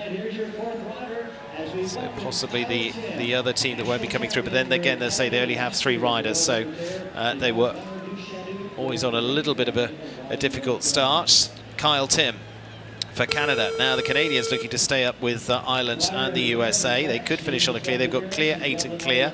They're looking to Kyle Tim now, and this is the Rain family's Glamour du Chenu for Kyle, who's based over in France. Number of wins over there as part of the Nations Cup team in Dublin last year. He's actually the Canadian national champion as well from Toronto. And several Nations Cup appearances. He's been with us here in Wellington for the last few weeks too, in preparation. And the good thing is here, Anne, unlike going to, say, one-off Nations Cups, if you're going to some of the fabulous venues of Rome or of Dublin, you go there 1 week. Yes. That's it. You can't ride in that ring for a few weeks in the run-up to sort of give yourself a bit of breathing space. Absolutely, for you and your horses to get to know them to know the ring. Occasionally they throw some new jumps in here, but yeah, for sure. And I know Kyle rides great. He's a great guy, producing young horses also, and really excited about this horse. Actually, the whole Canadian team is, it sounds like, anybody I've talked to. So very exciting for Kyle. And he was on a program with me a few weeks ago being interviewed and talked about, we just got to see how we really want to see how the horses go. He listens to the horses and really sees where they are in their performance to bring them out for these big competitions. And look, touch wood. Yep. He's doing a great job, great round. I think time will be all right. Again, focused and fighting for it. Oh. Just got a little fast in the combination to the front rail. Ooh, swings the blank of the last, going to finish on 4. 4 for the Canadian team. So that is going to be their counting score, 4 for Kyle Tim. So still they're only a fence away from the rest. Canada will finish round 1 on 4 faults. Little shake up of the water. Anne, your overall thought? Yeah, I think great and exciting. Again, it came in a little fast and just couldn't back up at the front rail there. But they'll get to come in and have another shot at it and learn from that experience for sure. No, he rode very well. Mexico and Colombia, but Colombia, as I say, for a team, unfortunately are no longer in the game, but Nicolas Gambeau will ride regardless with Ella Heineking's Twilight here for the 25-year-old rider, because again, as I'm repeating myself, we're talking Grand Prix qualification and MERS qualification as well, and why wouldn't you get out under the lights? Yes. Get trying to chat. I mean, the good thing is here in Wellington, this gives you, to me, huge championship experience. No question. Yeah. Yeah, and the only way you get it is get out there and do it. But here, the atmosphere like tonight, the countries, the great crowd here, pressure. But it's one thing to get out for the team, you know, on a daytime Nations Cup and a big ring that feels maybe a little bit more detached away. And again, as you say, some of the developing Nations Cups, you don't necessarily have a big crowd. You have a nice crowd, but you don't necessarily have the big crowd that you'll have here. Absolutely, that the experience of that, the crowd for you and your horses, you know, to get used to that, that it isn't such a big deal. But the only way to relax with it is to do it and do it. So good for these guys to go jump around, and it only makes them better. You know, you learn from the mistakes you've had. No failure, just feedback, and do it better next time. I like that one.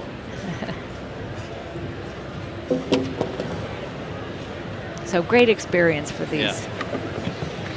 I'd say one of the bigger tracks, and one of the few times under the lights for this pair. So total of 16 there, 67, 64, 16 for Nick Gamboa and Twilight, but Colombia not returning, and it looks like well, it will be Israel that's not returning for round 2, because we have 6 teams to come back. So those are the 2 teams that started on 3 riders as well. So I say a bit of a disadvantage to start off with, but that's what they elected.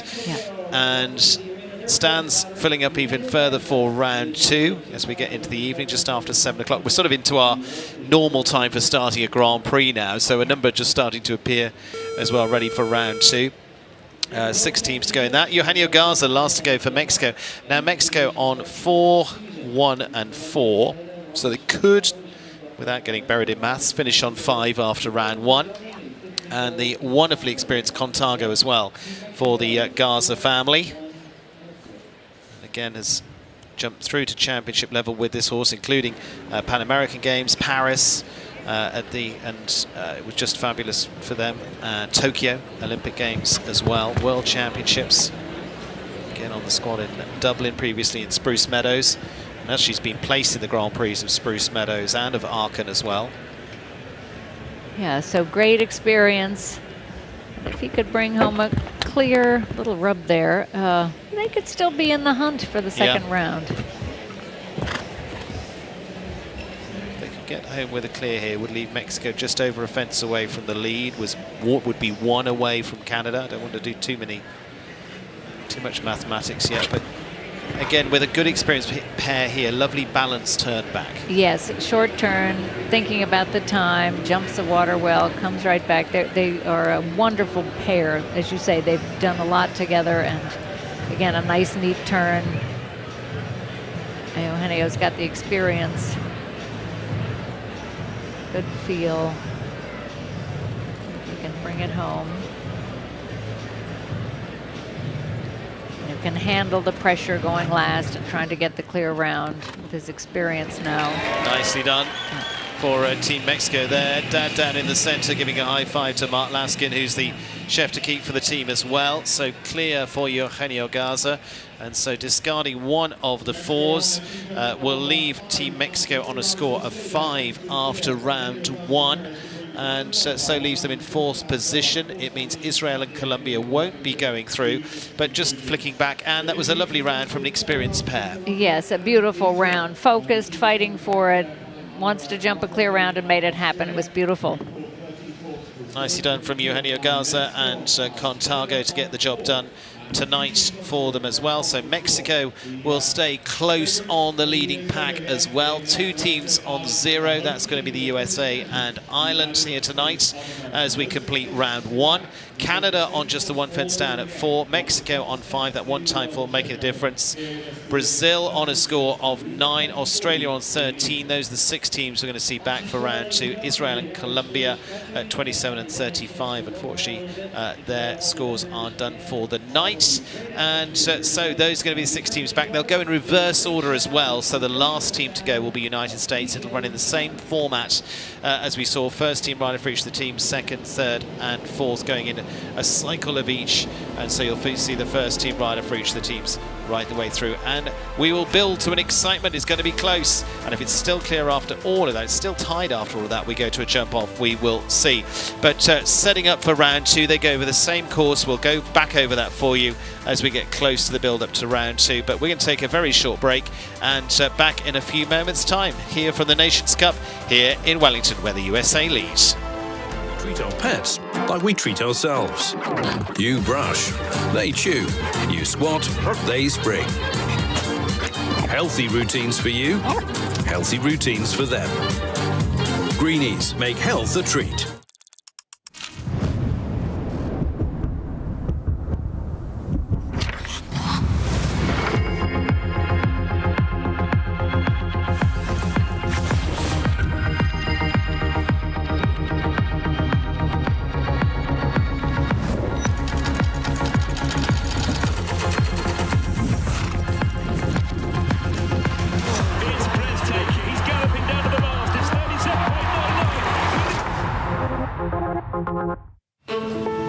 We fly horses anywhere around the world, whether it is a hobby horse or it's an Olympic champion.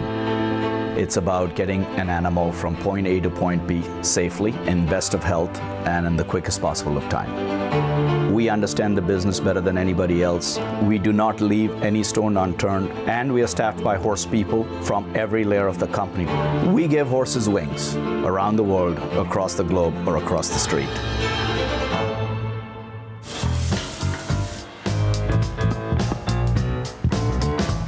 When you love your dog like crazy, you make sure their food is delicious, just like yours.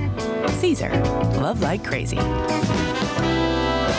Ethical treatment of the horses and the rules that USEF has put into place are so important for the longevity of our industry. It's important to me because I love the horse, number one. I'm passionate about him, but I also make a living at this. So it's sustaining our industry, it's protecting the horse, and it's something that is so important to everybody involved with the equine industry.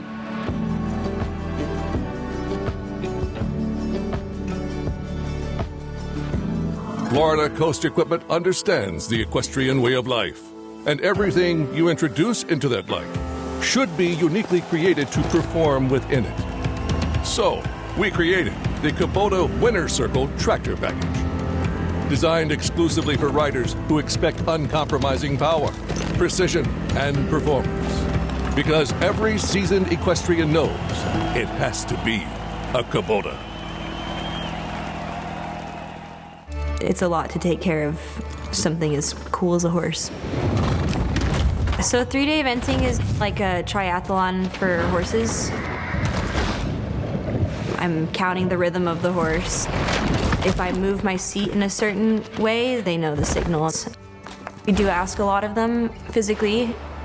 I love to stand my horses in ice water. It makes all the blood move while taking inflammation out.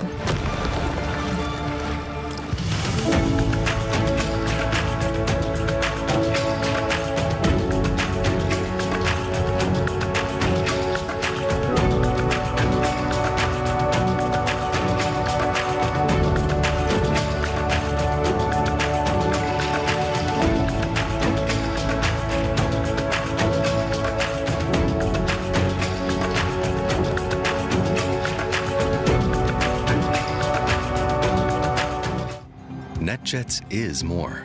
And with NetJets, you get more. More exceptional service. Heightened safety standards. And anytime access to where you're needed most. Do more and miss less with NetJets.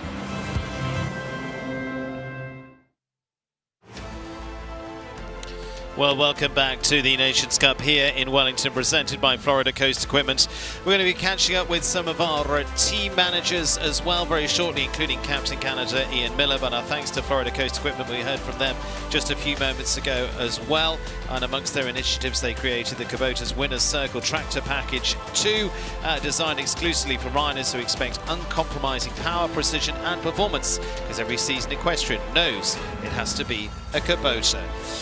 And so we'll catch up with Ian Miller a little later on. Captain Canada, what's he got to say about all of this? His team not far away, but it is two teams at the top, both on 0 islands, and the home team for the United States of America, and their team manager, Robert Ridland, caught up with us. I'm feeling good about it. This is always a fun week because it's really the start of the year. It's the Home Nations Cup. Fortunately, we're the defending champions, so we've got a high bar set, but I think it looks good. We've got a competitive team. We've got Carl and McLean both on the Olympic team. Carl on the mare that he rode in Paris. McLean's on a newer horse. This will be a really good test for him. And then we got Marilyn Little and Callie Schott. So I feel good. McLean's on Jordan, and again, he wants to see what that horse is like in a 2-round situation. So it's going to be a good test for him. He'll be our anchor rider, which of course is a familiar spot for him. Carl's going to be our leadoff rider. Again, a familiar spot for him because Caracola basically doesn't have much of a problem with the time allowed. So we got him going first. Marilyn Little, this is going to be the first time that I've been with her in a 5-star Nations Cup, so that's going to be exciting. And then Callie Schott on Goran. She's very experienced with that horse, and she'll be in the 3rd spot. I pay no attention to the other teams. We got to do our job, and that's what counts. Obviously, Ireland is a big nuisance.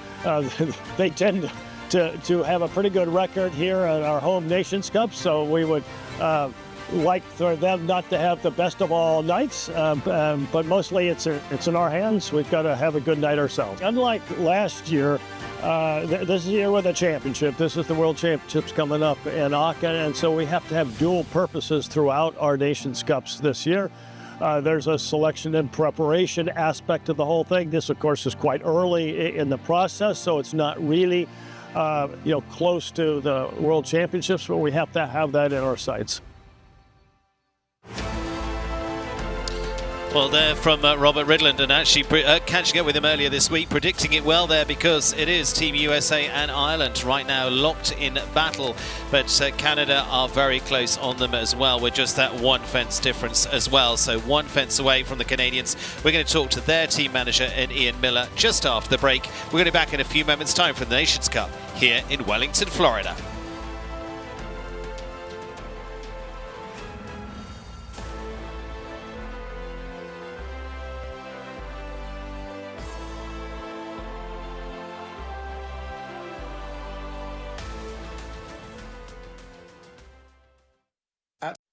At Palm Beach Equine Clinic, we know your horse is not only a superior athlete, but a part of your family. With more than 30 veterinarians, 4 board-certified surgeons, and the most technologically advanced equine imaging suite in the country, our team has all the skill sets required for accurate diagnosis and successful treatment.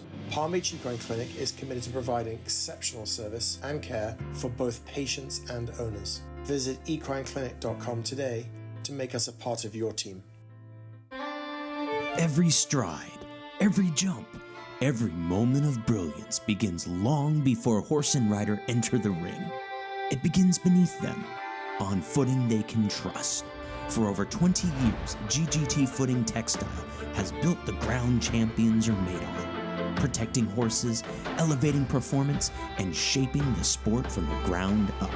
GGT Footing Textile. Good footing is safe footing. At Deaver Golf Cars, we bring excitement to your golf car experience. We have an extensive range of new and refurbished inventory, and our team will fulfill all your sales, service, and rental needs. Whether you're teeing it up on the course, cruising through the neighborhood, or at the campground with family and friends, we have options to fit each and every lifestyle. Experience the Deaver difference, built on a tradition of excellence and service since 1978.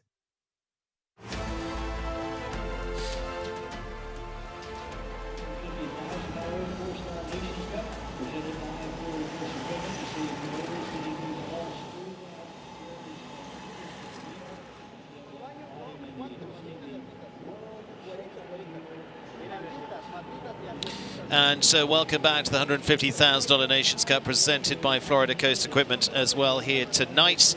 And just before the break there, hearing from Robert Ridland, the team manager for Team USA. And of course, we could not hear from Team Canada as well. And I'm going to hand you down to Ali, who's with Captain Canada himself. Down here with Captain Canada himself. Ian, first of all, what's your takeaway from your team for the first round? I'm pretty darn pleased. We sure could have used a clean round out of that. Our anchor rider would have cleaned it up real well. But in these Nations Cups, we are far from out of it. Believe me, everything can change in that second round, and we have definitely. And I was just going to ask, what is your strategy? What did you and your team come up with for the second round, especially knowing now that it's more of a night class? Yeah, normally that's going to brighten the horse up because the environment's going to be a little more electric with the lights, and the crowd will be more excited, and on and on and on. So the horses should jump a little brighter and everything else. So it's just a matter of getting our 3 clean rounds. And the way I have it set up, Erin Ballard's our lead. She's dead solid, and Kyle Tim is really, really good as an anchor. And Chris Pratt and Nicky Walker, there's nothing wrong with them. So, I mean, 3 of them should manage to get it done. Absolutely. And now, even though this Nations Cup doesn't count necessarily for the final, why is this a staple in your schedule? Well, I'm working backwards from the Olympics in 28. And the Pan Am's at 27, and here we are, World Equestrian Games this year. So it's a 3-year program I'm looking at, and every Nations Cup counts. And the way I set teams is to find out about a horse, find out about a rider, a horse-rider combination, because I have to know before they walk in the ring what they're going to do. Yep. If I got to wait till they finish the round to know, it's too late. Yep. I got to know before they go in the ring. Now, we don't necessarily always see a jump-off in these types of formats, but what would happen maybe if we were into a jump-off? Well, each chef picks a rider to do the jump-off, and you can imagine what they're going to do.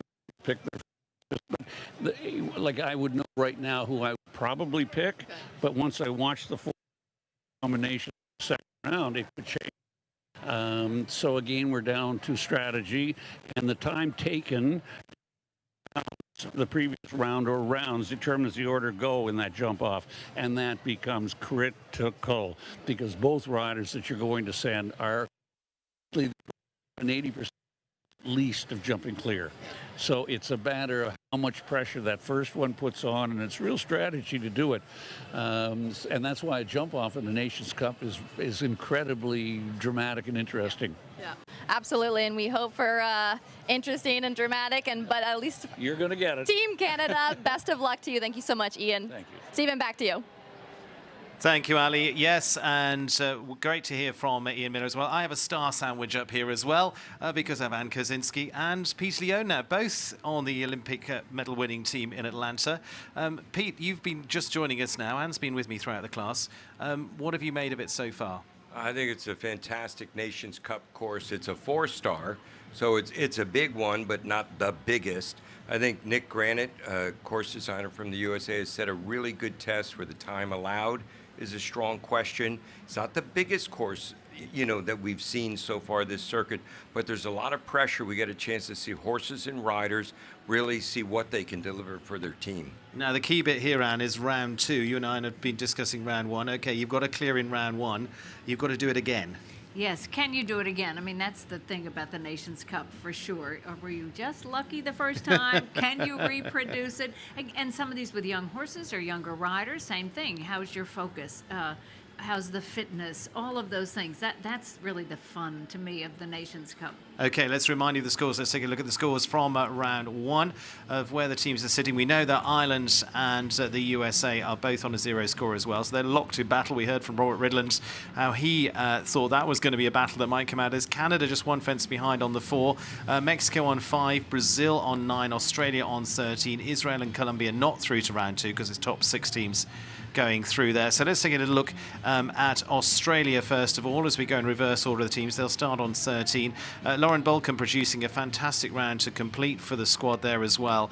But Anne, Tyser Irwin starting things off was one of their now most experienced riders. Yeah, that was a little disappointing. She rides well. The horse has been amazing. They wasn't their night the first round. Good, they get to have another go at it. And Peter, we were talking about Team Australia, many of their riders based here in the US now, in the lead up to things like World Championships. You need that match practice. Oh, absolutely.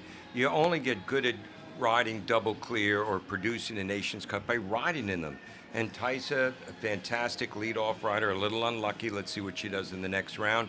And then the final rider for Australia was very impressive tonight, that Lauren Balcombe. Absolutely, Lauren Balcombe and Verdini producing some good stuff and really got them off to keep them in the game there, Anne. And for them, the most important thing is experience here tonight and now holding it together how they do in round 2. Absolutely. Getting that second round experience for sure, that maybe they can get on a championship team one day, getting that under their belt here. How do they come back? So Team Australia on the score there of 13. That's how it came. We had a clear from our last there, so the 9 was disregarded of that. Hilary Scott. Hilary, hugely experienced rider with a newer horse into the championships with Lola. Of course, she had Oaks Milky Way through many of those big championships.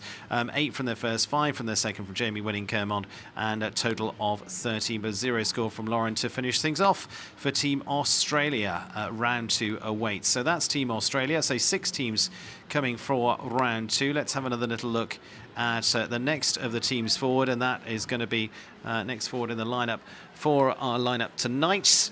Australia is there, and then we'll go to Brazil. Felipe Amaral, it is going to be Gabriel de Manos Machado, Stephanie Maciera, and Eduardo de Menezes. Tough start for them there in there. Felipe Amaral, 9. Elimination for Gabriel, but then 2 pickups of 2 clears with Stephanie and Eduardo. Yeah, they finished up great. And again, to see how they can come back the second round. And you know, another thing that's going to see, the lights are much more of a factor for the second round. And going 2 rounds back-to-back over a full course, the horses are going to be a little more tired. The riders are going to have to do something a little bit different, or should they, to get that clear round. And, you know, clear rounds win Nations Cup. Anne knows that and has lived that for many, many years. So the second round is really the key. It's so much about management, isn't it? About how you manage those 2 rounds compared to a 1-round Grand Prix. Certainly, in the schooling area for the first round, you want to do just enough to put that clear in, and then in the second round, the same thing. And the course will ride differently. I mean, on one hand, you don't want to let your guard down because, okay, I jumped clear in the first round, I know the course, but you want to use that as a sense of confidence to go and find a way to jump clear in round number 2. And those 2 clears, Stephanie Maciera and Eduardo Menezes, finishing it off well. They really pulled it back for Brazil. They sure did, and they jumped beautiful clear rounds. They weren't like lucky. They really fought for it, produced it. Spot on there for Team Brazil. Team Mexico, they finished the round on a score of 5. Carlos Sancarrero having 4 from their first to go there. 1 from Alejandro Leonardo Winkler. Tanimara Macari 4. Eugenio Garza finishing on the clear. Good start there from Carlos. But Leonardo's round there, as we see here, and he got the job done. He sure did. Just the time fault. He was amazing, wonderful to watch. Great riding. And Eugenio Garza, and we'll see in just a moment, finish things off there for them. That was a demonstration. I mean, he's really matured into a top international rider. The years go by quickly. At one point, he was the rookie. Yeah. Now he's riding anchor for Mexico, and what a class round he put in. Super round for them, as you see, 4-1-4 and the clear, so one of those fours discarded, so a total of 5 there for Team Mexico here tonight. Leaves them just over a fence away from the lead, 1 point away from that of Team Canada. And so let's take a look at the Canadians. Erin Ballard, Nikki Walker, Chris Pratt, and there with Carl Tim. Nikki Walker's 8 was the discard score this time around. They started off with a clear round from Erin Ballard. Yeah, she is just a brilliant rider and rides all kind of horses, and she was focused. It was a spectacular round. And in here with Nikki Walker and Panther, probably the lesser experienced of the group. Again, Canada, this is a very important Nations Cup opportunity.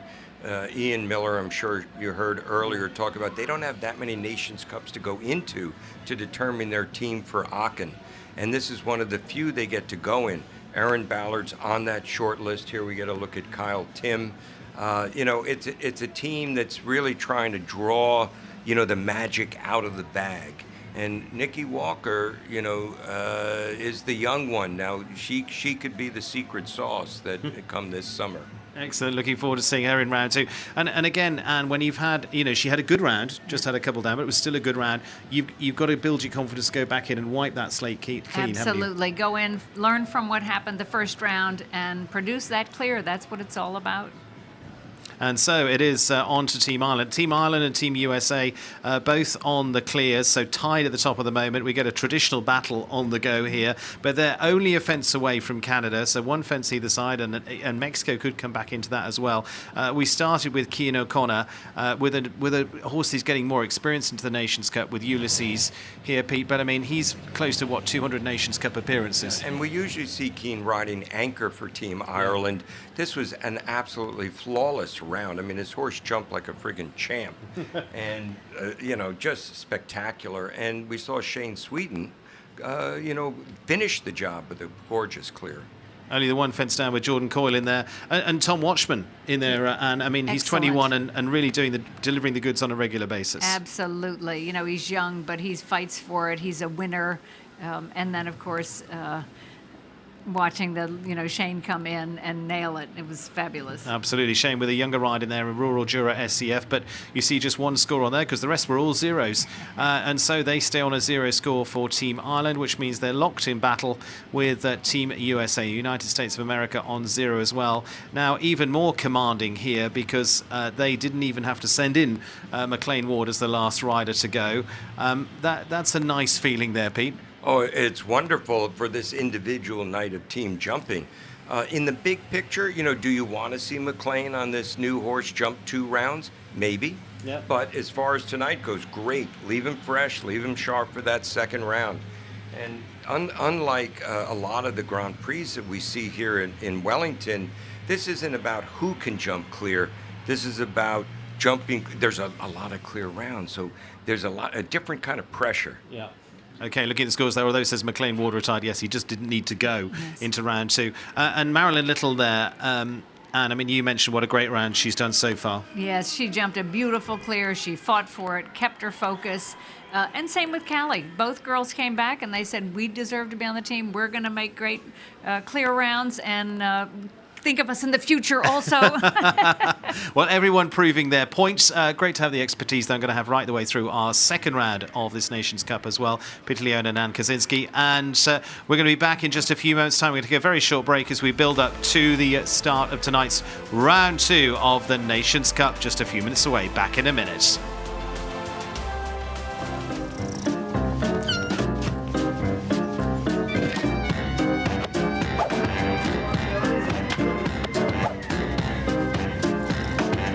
Gravity Defier for life. IMS for life.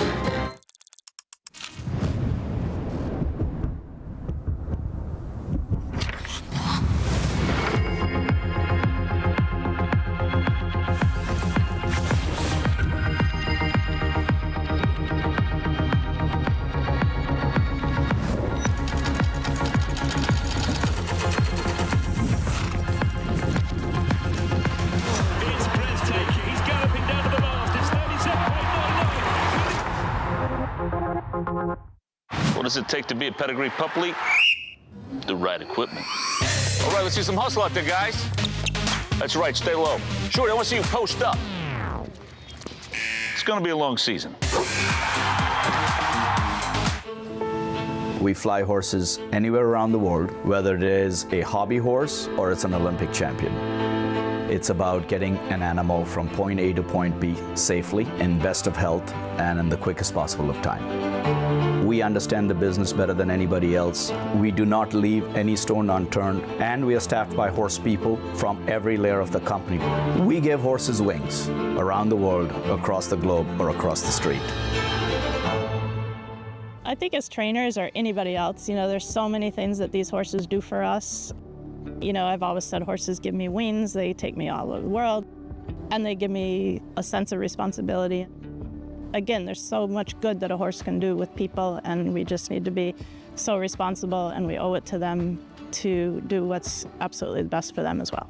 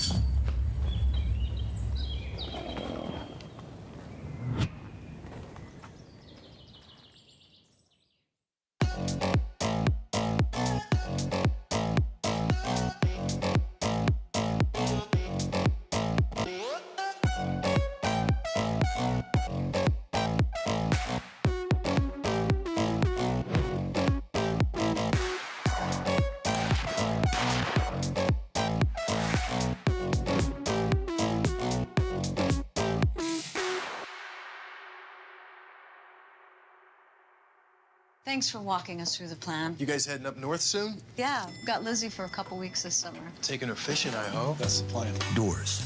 Connect us to what's important. Excited, sweetie? A dedicated Fidelity advisor can help you open those doors. Backed by a team of specialists, your advisor helps you build a personalized, tax-smart investment strategy, identifying opportunities across your entire portfolio. And when life surprises you, your plan can change too. Because doors were meant to be opened. And welcome back. It is to the Nations Cup here in Wellington, Florida. The United States leading their home Nations Cup so far, but tied at the top with Ireland, both on the 0 score. And then we see Canada on the 4, Mexico on 5, Brazil on 9, Australia on 13. And then the two teams not making it through to round 2, Israel and Colombia. Alongside me, delighted to say, Ann Kaczynski and Peter Leone, two Olympic medalists and star riders, Grand Prix winners themselves, and know lots more than I do about jumping on a team. And we're going to take a look at the course once again from round 1, because it's the same course for round 2 for this Fidelity Investments bringing us our course animation here as well. So we're going to give everyone a little reminder, and for those just joining us now for round 2, what this will look like. So, Anne, let's have a little look. What have we got? So a nice oxer to get started with, 9 strides most horses did to this wall that didn't cause any trouble. This number 3 is a big enough oxer off the turn. A lot of horses sort of hit this one. I think thinking about the time allowed. Ideally sort of a 9 strides again to the oxer vertical double. 5 strides. This is an oxer square with a Liverpool underneath. Gets a little short. Some horses hit that. Then this roll back to this tall, skinny, narrow green gate caused a few problems. 7 strides to the water. No trouble with the water so far. Then short 7, a few did a long 6 to the big yellow vertical. Again, another place you'd like to make time on this rollback, but it is a narrow oxer. Didn't really cause any trouble the first round. To the combination 7 or 8 to the triple combination, which ended up riding mostly pretty well. Then a 6 that you have to stay in on. Most horses jumped that well. Many riders were concerned they wouldn't jumped that red oxer so well, and then very short forward of that last delicate plank. And a reminder, time allowed of 70 seconds. Let's have a look at the details. Thank you to Fidelity Investments once again. Course designer Steve Stevens and Nick Granite here tonight for this $150,000 Nations Cup presented by Florida Coast Equipment. Purse is $150,000 as I mentioned. Length of the course 460 meters, 12 jumping obstacles, 15 jumping efforts. The time is playing a part as well. They've got to be up on it there as well. And so we're moments away getting into round 2, and our first about to head in. And we go in reverse order of that first round. So for round 2 it'd be Australia, Brazil, Mexico, Canada, Ireland, USA. You'll see the first rider for each of the teams. So first rider from Australia, first rider from Brazil, first rider from Mexico, and so on and so forth through our group as well. And we're taking you through tonight. I'm Steve Wild alongside Ann Kaczynski and Peter Leone, 2 Olympic stars alongside me to take us through tonight's action. And looking forward to seeing our first for Australia.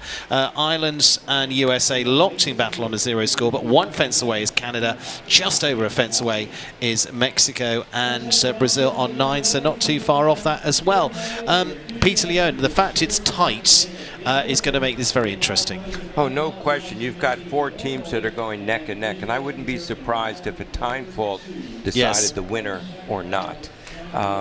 The course really puts a lot of pressure on the riders because everyone knows you can jump it clear. The time being tight really forces you to make a tight turn on fence number 3, as Ann pointed out. The time allowed is what makes that hard, and that's the same thing. But a lot of pressure, and you've got a lot of camaraderie. Everybody, each country, all of the riders on each team are there for each other. It's an exciting event. Kevin Chester, the Australian chef, to keep overseeing the team here. And we start off with Tyser Irwin once again, and she had 8 in round 1, but now it's, if you like, team score is 13. She gets to go back again with Hialeah B for Mike Smith, the horse she rode at the Olympic Games as well, the Australian Olympian to start things off for the team. And you have a couple down in the first round. What do you do for that? Do you focus on that, or you just scrub that from your mind and go, okay? I think you focus to a point to say, what can I do differently to get my horse to jump those clear? I'm not in the saddle, so it's hard to say. They've jumped so many clear rounds. I put my money on they can jump a clear round this time. Okay, Peter Leone, let's let you take Tyser around this time as well. I think she's not happy about having 2 down in the first round. She's going to nail it this time. At this point, she's got wonderful international experience, and in order for her to go home with her head held high, she wants to go clear in the time allowed. She's been around. She had an early draw. She went quite early in the class. Yeah. And as the course went on, you got to know what you needed to do. You have to protect that front rail, which is, I think, what got her in the first round. She knows where to save time. This is her number 1 horse, as you mentioned. She jumped that in the Olympic Games. Really is spot on so far, right? After the water. How do you read that after the water, Pete? Oh, it's an option. It's very horse dependent. I mean, for sure it's 7 to the water, and then just depending on your horse and what keeps their focus and keeping them jumping clean better. Come on, back rail. And this is a very difficult question, and I think the riders were so focused on trying to get that strange blind 6 right. Look at that. Gets the clear, 68.74. Anne, as you said, that she wants to come out of this, obviously wants to come out of this with a clear, but putting behind any mistakes from the first. Yeah, she rode beautifully as she can, and a round like she and this horse have produced so many of. As Peter said, they went early in the first round, they got to watch, and she corrected whatever she needed to. It was a beautiful, beautiful round within the time. Looking good there for Tyser Irwin for Australia. And Pete, looks every bit the championship combination. Yeah, these 2 are good partners. They know each other. They know where they need to help each other out a little bit. And you know, these chestnuts with white legs, they're careful. I know you're a fan. It is to Brazil now. Felipe Amaral, and going to be the first for Brazil. Now, he had 9 in the first round. They had elimination in the team with Gabriel de Manos Machado. So, again, the focus is going to be on the 3 team riders that got the things done in the first round, I would imagine. Felipe then to go first for Brazil with Kirby van der Reutershoff. And Anne, Talk me around this one. Goes a little bit wider here. Yeah, a little wider, I think, to jump this one better. Then he also has to think about the time. He had a time fault the first round, but focused on, yeah, let's jump a clear round.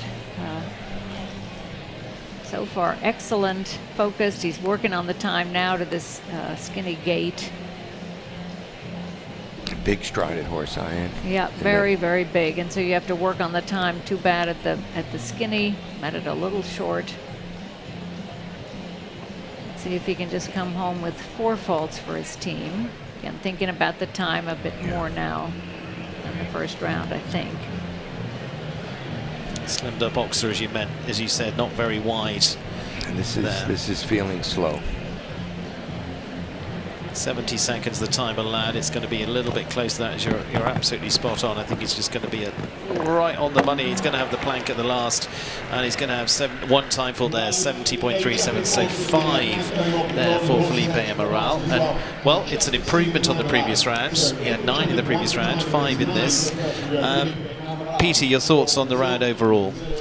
Well, I think he certainly stepped it up a little bit. He rode to me a little bit trying not to have a pull down. Yeah. I mean, to me, he rode a little bit defensively. You know, it's a fine line between being aggressive and confident and being respectful of the course at hand. You know, it's a big horse. It's a slow type. But I think he did a good job. You know, for sure, he's not. I mean, he ended up with 8 faults. He had the skinny down and the last jump, Yes, plus we're a giving total it 5, of 9. so he did have 9 actually. So, you know, unlike Tyson, I don't think he's very happy about his second round. It equals this first, but you say you want to come that little bit of improvement there. But Felipe Amaral there first for Brazil on 9. It is to Mexico, Carlos Sancarrero, and the 25-year-olds in now for the Mexican team. He's getting to be the lead-off rider with H5 Chili Pepper. Now, interesting, Anne, that a 25-year-old is your lead-out rider, because you usually probably put a bit of experience there, and you usually pack your teams with the less experienced in 2 and 3. But he's become such an experienced rider for them. Exactly. At 25, he has got wonderful experience. He rides great. Has lovely horses to ride. So I can see him being lead-off rider, and again, even that is getting him ready to be a lead-off rider at the championships, at the Olympics, at where you need it. So put him in this position to learn that, how to go first. He really is a talent, this young man. I mean, and he rides, like you said, and you know, more mature than his age would indicate. But he's just such a talent. I mean, he is the young gun of Mexico. Very lovely round for the first. And again, and we talked about how you've just got to get so much rhythm and balance on that first turn back. You've got to be patient for it. Yes, for sure. That's so important. Keep your focus, make it happen. Absolutely. Yep. Now, he did the 6 after the water. He did that in the first round. He's a tall young man, and this is a big strided horse, and he's a little unlucky there. Oh, that's too bad. Yeah. That's really going to hurt Mexico. Puts a lot of pressure on the remaining riders. Oh, my goodness. Yes. Yeah. Now, you almost feel like this was a fitness issue, right? Possibly. It fell apart. The yeah, end so of the course, yes. this slightly heavier type just bottomed out. Yeah. Had 3 of the last 4 jumps down. Yeah, something not up to par. As you say, possibly fitness. Yeah, too bad. And again, that's one of those things of, you know, Chili Pepper's a 10-year-old here, jumping in, I think, their first Nations Cup together as well. Yeah. This is when you start to find out, because you're in a marathon here. You've done plenty of sprints and Grand Prix, and you go, okay, what else do we... You already know it by doing it, but you realise what you need to be beaten. Absolutely. And the horses, to ask them that question, you're not going in for a short jump off. You've got they don't know that. They have to experience that. Learn that. One who knows all about it is Canadian Olympian Erin Ballard, and Erin will lead off the Canadians. Remember, they are on 4, so only 1 fence away from the Irish and the USA as well. Her game ball for Mary Frances Look, the owner of this, and Mary Frances, an experienced rider herself as well. But the Canadians, she had clear in the first round, clear from Chris Pratt as well, to keep the Canadians close up. She is such a sharp, talented rider. She's deadly accurate. And, you know, all riders, when you go to jump team competitions, you're you know, deep down inside, you want to be that rider that jumps double clear for your country. And she put in a really important lead-off clear for Canada. You know, can she do it again? Got a little wide in the turn with a cross canter to that green gate. Hopefully that won't be a time fault. She's thinking about the time here, and she normally is excellent with the time.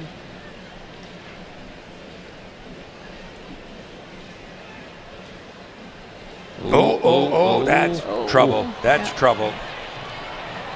She's That's amazing. brilliant. She can horseback. That's come brilliant. On, come Oh, my on, come goodness. On. Come on, fight Oh, for my it. God. Keep it going, Erin. Oh, my goodness. She's going to pick up a ton. There's Chris Pratt watching. I mean, he's smiling. Ian Miller's like, yes, I can lip read down there. My goodness. They thought they were looking so good, and unfortunately, it is going to be there. The score of 5 for Erin Ballard, but she really worked everything she could for that. Let's look back here.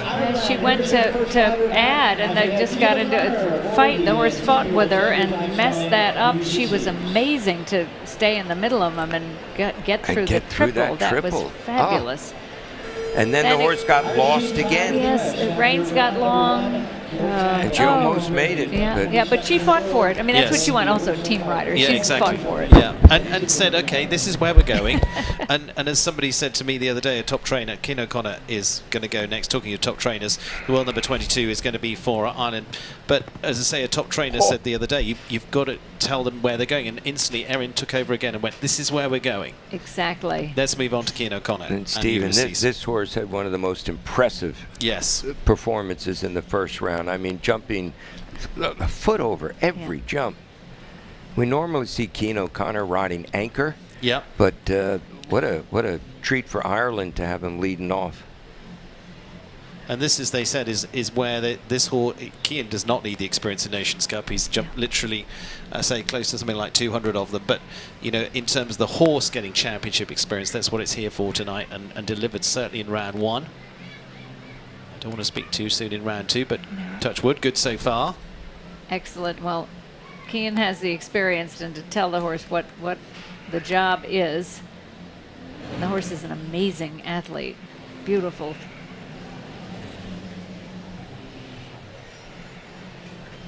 He's okay on the clock. Yeah, looks good on the clock. Cian I mean, going to start off the Irish strongly. Yeah, it's going to be a clear for Ireland. Cian O'Connor. It's going to make the Americans sweat a little bit here, Anne. Absolutely. That was textbook. He got the job done and definitely has put the pressure on the U.S. It's a good night at the office for Cian O'Connor. And that's exactly what you want out of your team riders, especially in an Olympic or championship year. Boy, that was some pressure riding, and he made it look easy. Yes. Cian O'Connor delivering clear for Ireland, so they stay locked in battle with Team USA, and the first in round 2 for Team USA is Carl Cook and Caracol de la Roque. Now again, this is a little bit of an interesting shake-up because this pair were part of the team that was silver at the Olympic Games in Paris as well. They've jumped a number of Nations Cup now, but really just getting back into the groove for 2026. And Peter, I mean, such an impressive pair together. Oh, this is one of the best horses in the world and one of the gamiest, fastest riders in the world. Carl Cook, you know, he keeps proving again and again that he should have that blue collar on his jacket and that he's here to play. He's here to deliver clear rounds. Very impressed with his management. He flew out from California a week early, competed with this horse in the 2-star. I know he won the qualifier. I wouldn't be surprised if he did super in the Grand Prix as well. But that was all in preparation for tonight.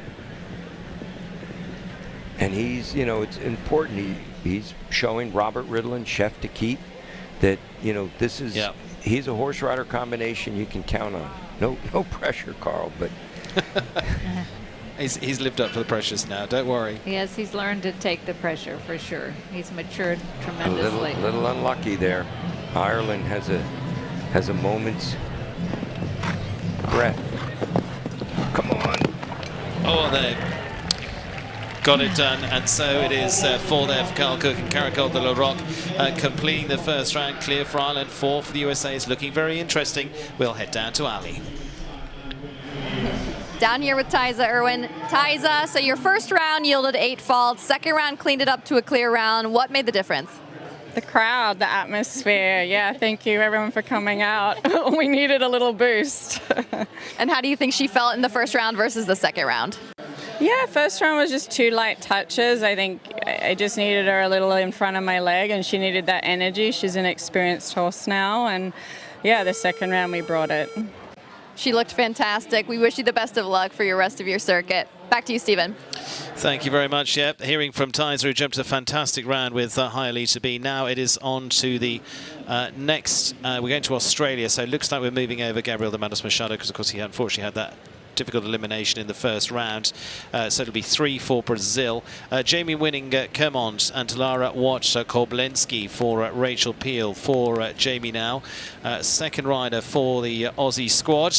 And now again, a rider who's headed over from Australia, has gone very well out there, has been superb through the World Cups, and won out there last season. Now making a base out here in America, as well as they often have to do Europe or America for especially the build up to World Championships.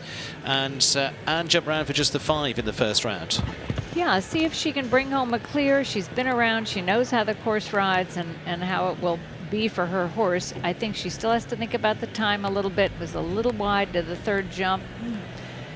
Too bad there, the front rail, but see if she can still just come home with just that second time around.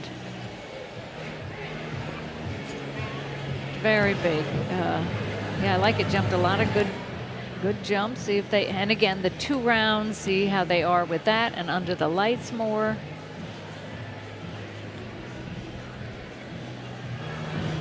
Great effort at that boxer.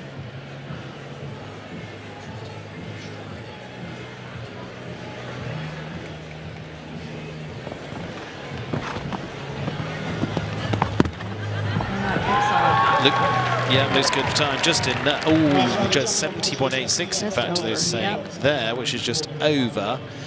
Just get that one confirmed. But second rider for Australia then. Jamie winning Kermont. I'm getting 69.09, so that would be 4 for the Australians. So just the 1 down. And so good fight back for the Australians. They're on 13, but they had the clear from Tyza Irwin and 4. Now, it's highly unlikely that's going to put them in the lead, but it could put them in for a good finish, which is what they are looking at here. Yes, for sure. So I say we're moving over from Brazil. We're going to go on to our next for Mexico. And this is going to be second rider for Mexico in Alejandro Leonardo Winkler and Flagship de Hus. Yeah, they jumped a beautiful first round, just that time fault. See if they can repeat that. See if they can really do it again for Mexico. He just rode beautifully. Great jumper, tried hard for him.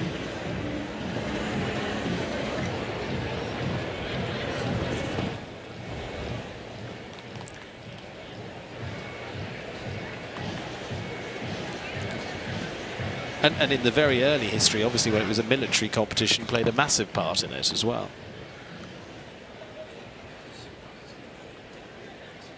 Yeah.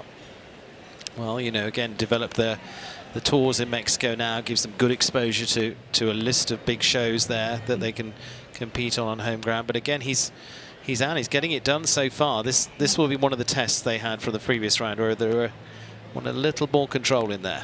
Yeah, this horse just tries so hard.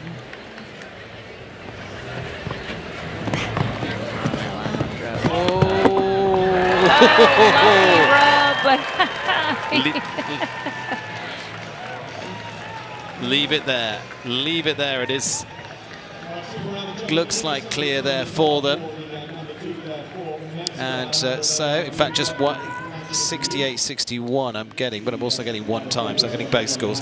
It is there just, I think, over the time there for 1 for Alejandro and Flagship to who's from Mexico. Excellent round, really, really good, and to jump 2 clear rounds that well, that consistency is fantastic. Very impressive. She's the only rider appearing now in her 6 Nations Cup for Team Canada. Canada with 5 already on the board from Yeah, round 2. but with the, I don't know, Ian was saying he thought the second round, Ian Miller was saying, oh, should the brightness, the crowd, the lights, and Tyza did say she thought that helped her horse the second round. Canada, Nikki Walker and Panther JVH for Nikki, and a number of Nations Cup appearances for her. And again, this is one for a builder for them for this year. And Ian Miller giving them good exposure here, is similar to several couple down in the first round. But he jumped on teams last year. She was in Dublin as well.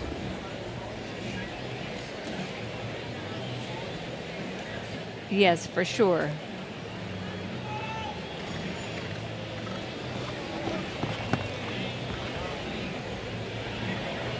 That, so far it's better. She kept those 2 up. She can bring the rest home clear, but exactly in the Nations Cup, can she deliver the clear the second time?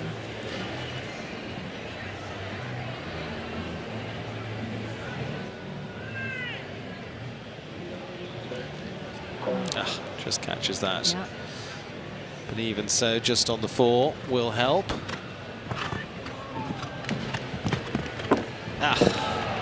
Going to match the score. Different fences down. Last fence dropping there, 8 there, 69-42. But a good start of the season for Nikki Walker and Panther JVH. Just through our scores, just to go back to that one as well, confirm that Mexico had a 0 score there. Peter.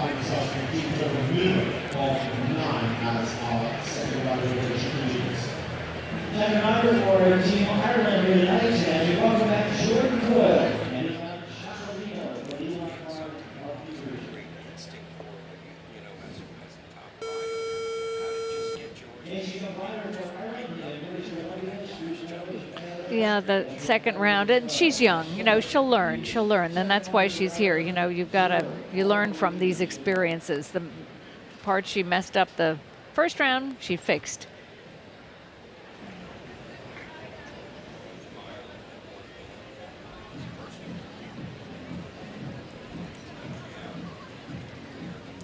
Yeah, Jordan Coyle, the next out for Ireland.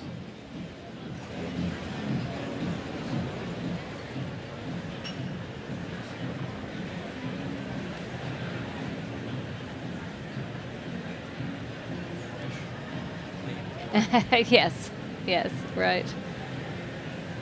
And I'm sure he's wants to jump a clear round since his teammates all did it the first round. He wants to be in that clear round club with them. Time normally isn't a factor for him.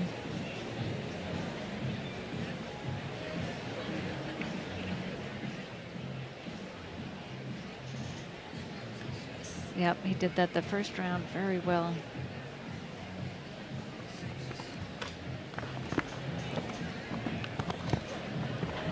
Looking good all the way around. Jordan Coyle, Chacolino, like we said previously, back after injury last year.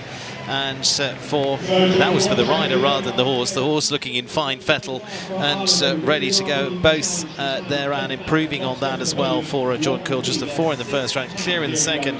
Ireland looking very strong under Jessica Curtin, their team manager, in her first appearance here in Wellington. What do we think? Yeah, excellent. Really fighting for it. They want to win it. And they put the pressure on for sure. Absolutely on the U.S. No question. Nations Cup win last summer in Canada for the USA, the rider for the USA here tonight, and the only rider on her mound here tonight. 4 for the first rider in round 2 for USA, 0 for Team Coyle. Yes, they do with USA with the 4 there. So it's going to go to the wire. Marilyn Little is going to be the second for Team USA. And La Contessa, the fabulous mare for her that's finished well second in the Grand Prix earlier on this season too. Certainly earning their place after being on a winning team last year for Team USA as well up in Canada. And as we talked about, you're pretty high on this mare as well. Yeah, she's a trier. Marilyn rides fabulously. She's normally super on the time. She has experience. Hopefully she can bring home another clear round. She knows her mare really well.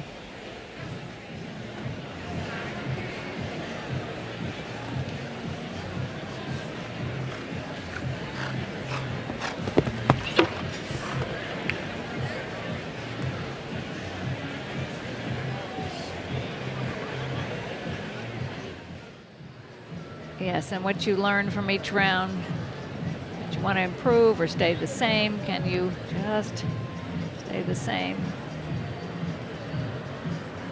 Yeah. Yeah. Time's good. I've got a biased panel, but don't worry. Excellent. Little touch there, leaves it there, and it's good. It is a wonderful delivery from Marilyn Little and La Contessa. Rightly getting lots of support here too, and delighted those both alongside me. And job done. Yeah, fabulous. Double clear. I know she wanted to get on this team. She loves to ride for the team and produce, so she did it. Excellent round. The focus, all of it. Just under the time, but she nailed it. And Peter, I mean, she's delivered in eventing and in show jumping as well. She's been an individual gold medalist in the championships too. And so, Marilyn Little.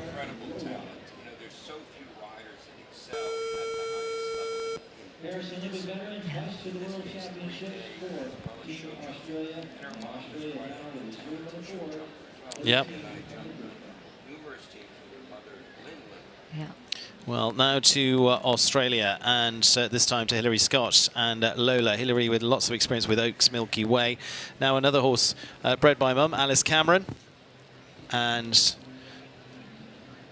good luck to her and to Hilary. Jumping round 9 for the first time. As we said, a little less experience for this horse in these big rings, big Nations Cup like this, and hopefully that this will be one to give them a boost. Exactly. That's so much the experience here for horses and riders, but these horses that aren't used to the lights, the big crowd, the atmosphere. You know, it's very exciting out there under the lights. The Nations Cup night, people cheering.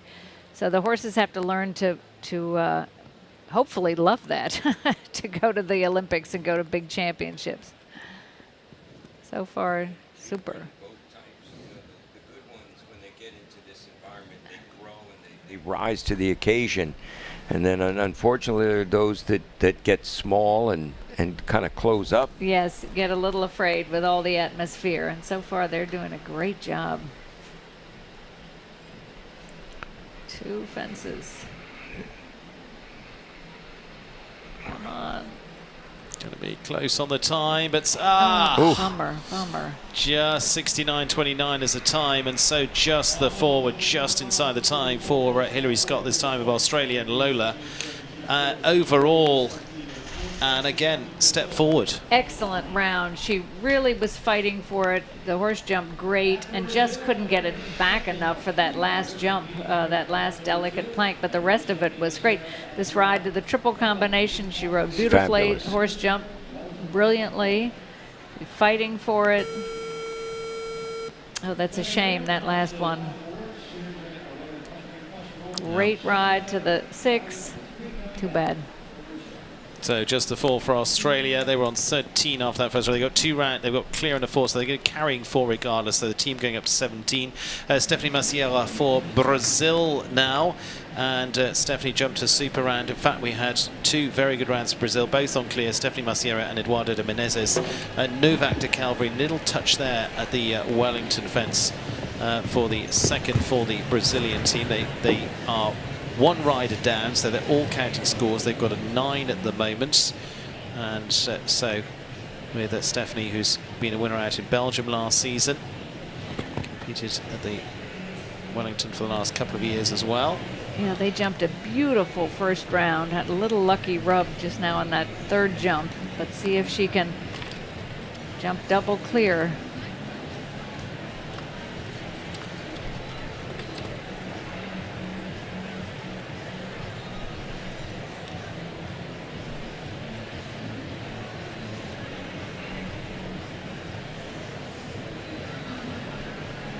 Very good. Good girl. Nice in the Excellent. last. Excellent. Double clear. Super, really. And good round of applause. So jumping another clear there for Stephanie Macieira, and the rider for Brazil, they're finishing on 68.49. So inside the time. 2 really solid rounds. This was just one of the few touches there, Anne. Yeah, a light rub, but they kept their focus. To jump 2 clear rounds like that tonight is outstanding for herself, for her team, and for maybe getting on a championship team. Yep. Super. Really good stuff. Great addition to the Brazilian team there, Yes. but 9 carrying forward. So the team score of 18 so far for Brazil, 17 for Australia. Now the next, remember, the third rider for each of the teams, to Team Mexico, Telemara Macari. And for the rider who's been a winner here in Wellington before now, returns for Team Mexico. Now she had just the 4 in the previous round with DAX 68 as well, Jorge Macari as well as the owner. And she's got lots of experience here. She's actually based here in Florida as well. University of Miami graduate, actually, to put it in context. 1 in Brussels last season over in Europe, 1 in Tryon, Wellington and in Ocala last year too. And some good placings through those. An impressive looking start as well for Team Mexico. Team Mexico with the 12 and a clear, to confirm that from Alejandro. If Mexico wants to make the podium tonight, they need a good round out of Tenemara right now. Yeah, and see if she can improve on her 4-fault score the first time.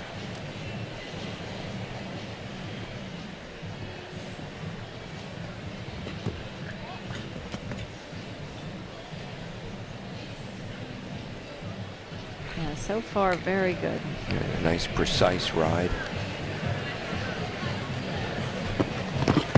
Horse seems to have a nice amount of blood in Yes. engine. And you need that for that second round. Oh. A little flat after the water, a little strong and flat. That's the Nations Cup. With a clear, if they could just keep it at the 4. Mexico still not far away, up in contention against Canada for a podium spot.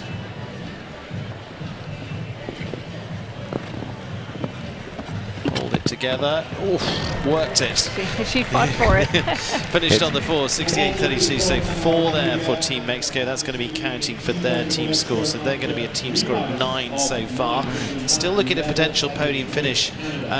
Peter, little look here. As you said, they've just got a little stretch there. I mean, that's exactly what the water is there for. It's to cause a problem at the next jump. The water in general is not the problem. And the horse just got a little stiff in the jaw when she went to set him up for that steady 7. He got rigid and got rigid in the front end and had it down. But really good poise for Tenemara to finish it on just the 4. Good night. Yeah. 4 and 4. So Canada, pressure on here because their first rider had 5. They were on 4 already, so they would be on 9, the same as Mexico, assuming that Chris Pratt, their third rider, goes clear with ideal ES. So he needs to produce the same again here. He had a clear in the first round for the 56-year-old championship rider, as I mentioned earlier, World Championships previously behind him in 2006. Loads of experience here with this, but he's got to go out and fight for this, Peter. Yeah, it's been a little while since Chris has ridden in a championships, and you know, Chef to Keep Ian Miller was talking about that. He's really watching Chris closely tonight. You know, he's hopeful this horse rider combination will just build and build and build, and it's a careful horse. Yeah. With an experienced rider like Chris, there's no telling what he can do. Yeah, and he's fighting for it. He wants to get the double clear, and he has the experience to know, again, how much to push or hold his horse the second round. And the horse has to say, okay, I'm jumping 2 rounds. Probably he hasn't really jumped a Nations Cup, this horse. And you know, truth be told, he's riding the scope into the horse. But it's a careful horse, and it's a trier. And as I know you've experienced, you know, when you have a scope enough horse, it's a trier. And Come on, Chris. Excellent.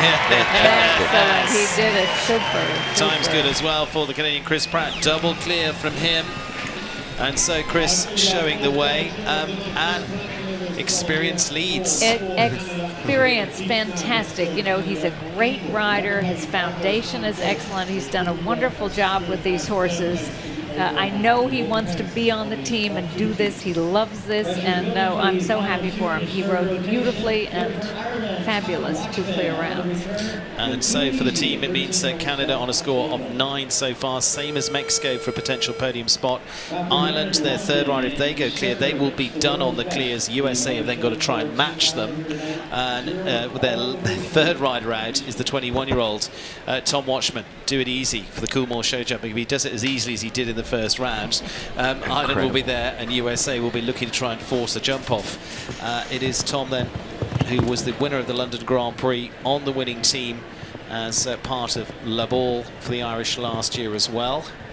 And we heard from Anne what she thought of Tom. Peter, what do you make of Tom? I mean, I can't believe he's 21 years old. He rides, you know, a little bit like a young Conrad Homefeld. Yeah, that's a big compliment, yeah. You know, you just would never guess he's 21.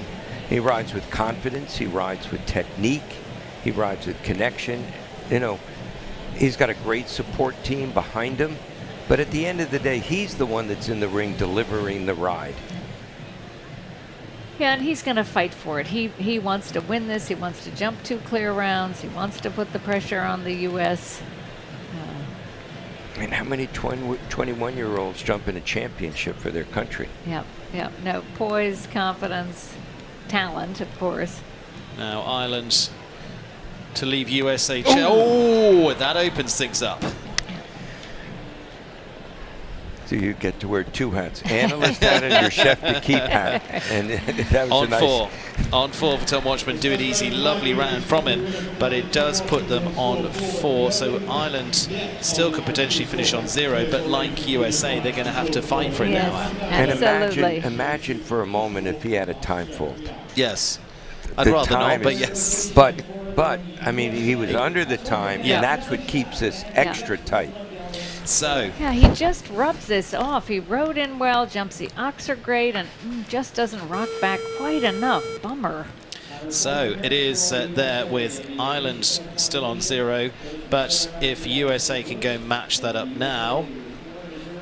Now, Anne, Callie jumped in the big Nations Cup in Abu Dhabi. Yes, she did. Right. And she had a fabulous first round, and she had a mishap in the second round, I believe.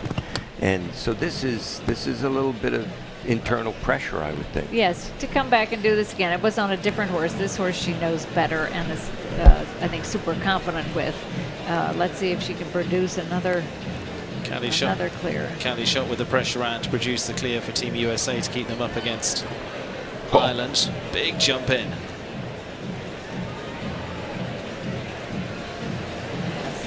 Super, that normally the time isn't a factor. She's on it, thinking about that.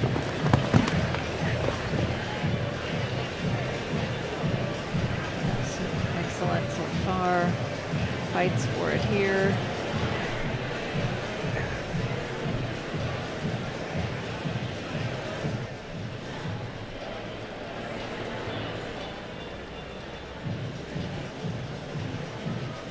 Keep it together. Come on.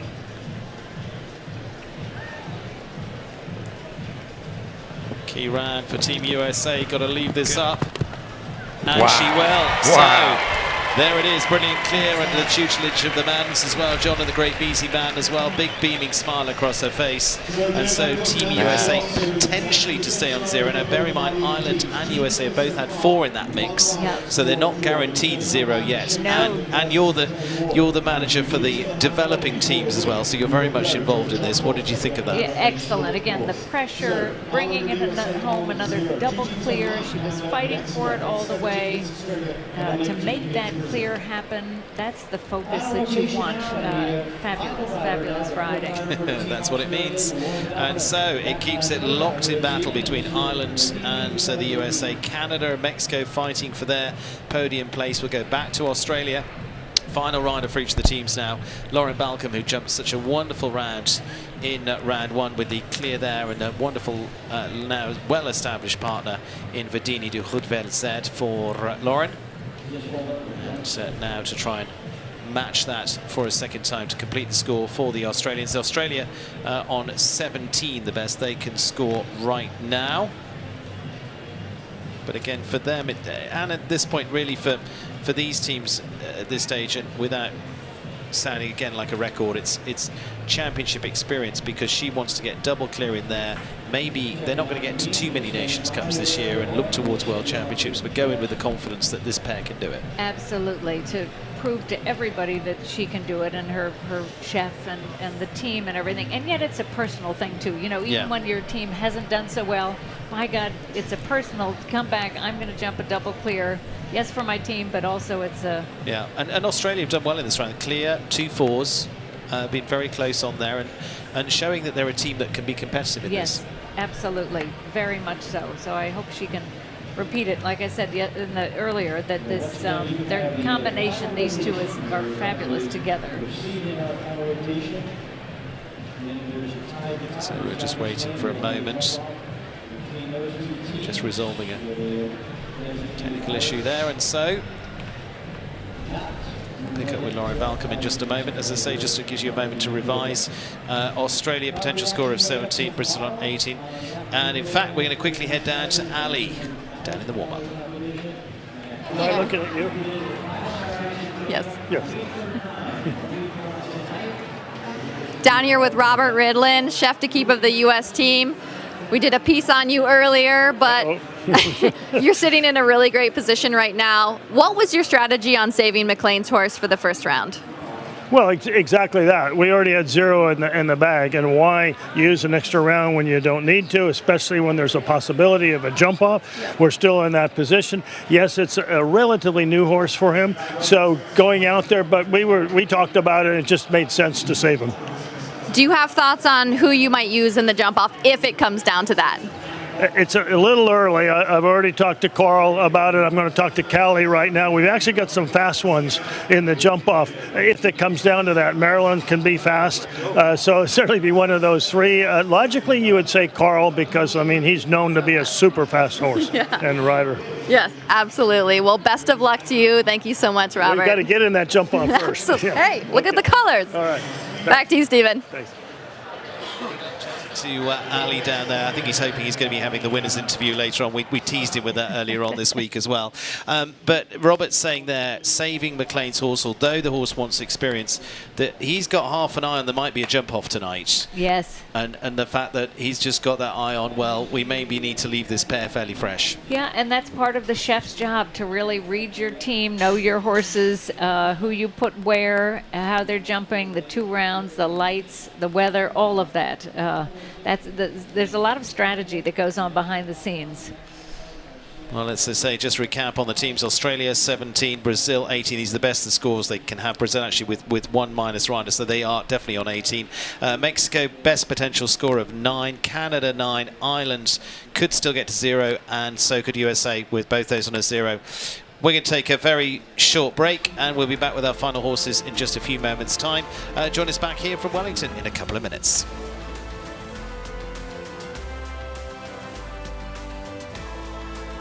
Florida Coast Equipment understood.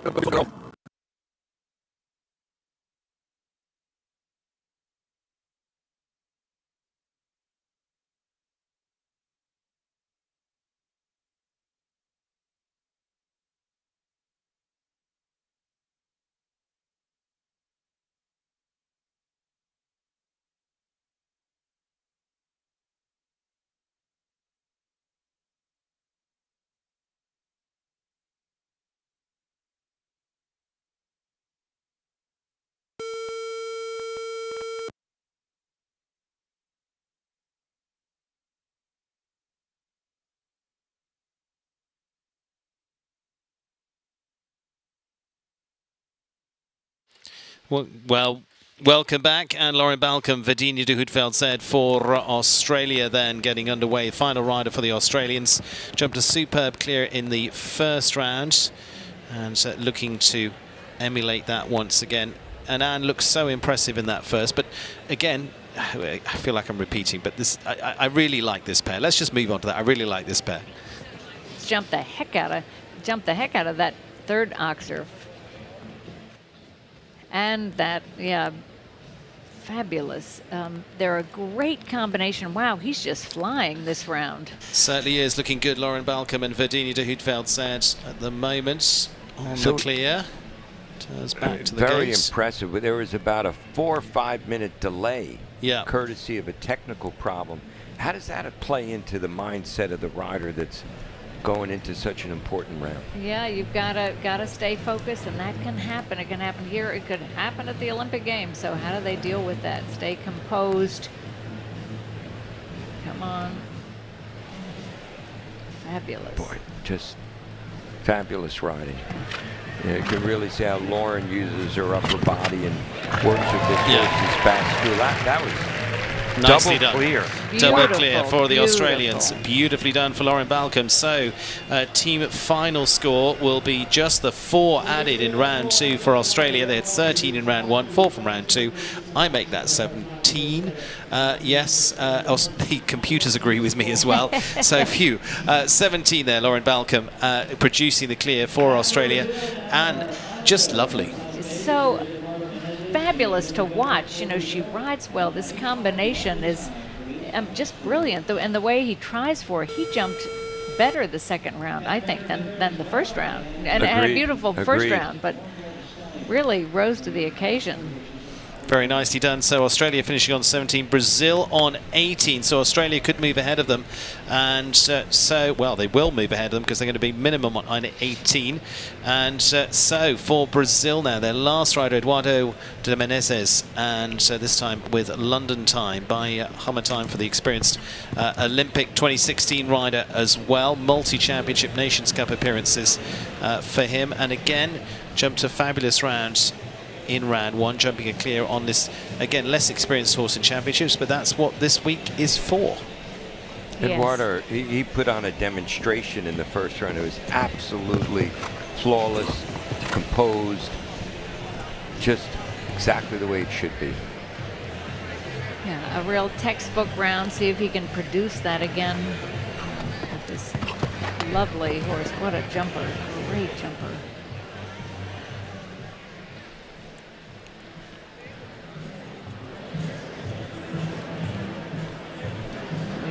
He's so composed. So composed. Yeah. You'd never know that he's riding anchor in the second round of an important Nations Cup. But yeah, he's just doing his job.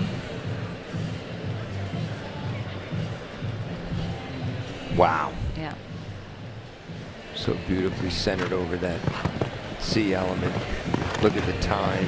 Lovely round from Eduardo de Menezes once again, jumping clear, and so it is 9 to add from this round. 2 clears again, Stephanie Masliera and that of Eduardo Menezes. And unfortunately, they had one team member down in the end. Actually, if they'd been able to get that together, that would have played a big part for Brazil here tonight. They could have been a big contender here. They'll finish on 18 for the Brazilians. But Peter, for what you're saying there, I mean, Eduardo's a tall man, but he's just so beautifully balanced, isn't he?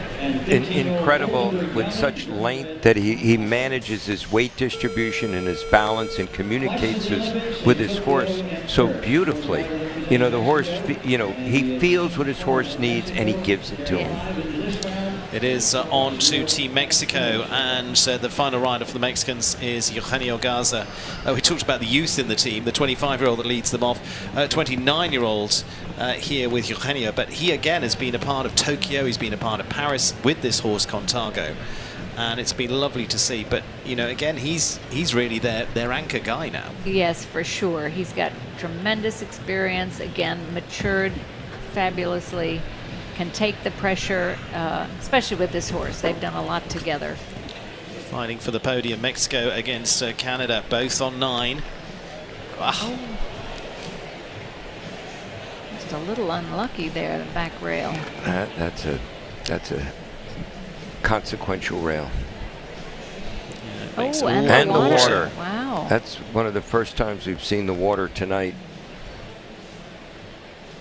So that will add 4, so they will go on to 8. So Mexico will drop back from Canada. Canada looking closer on that podium finish.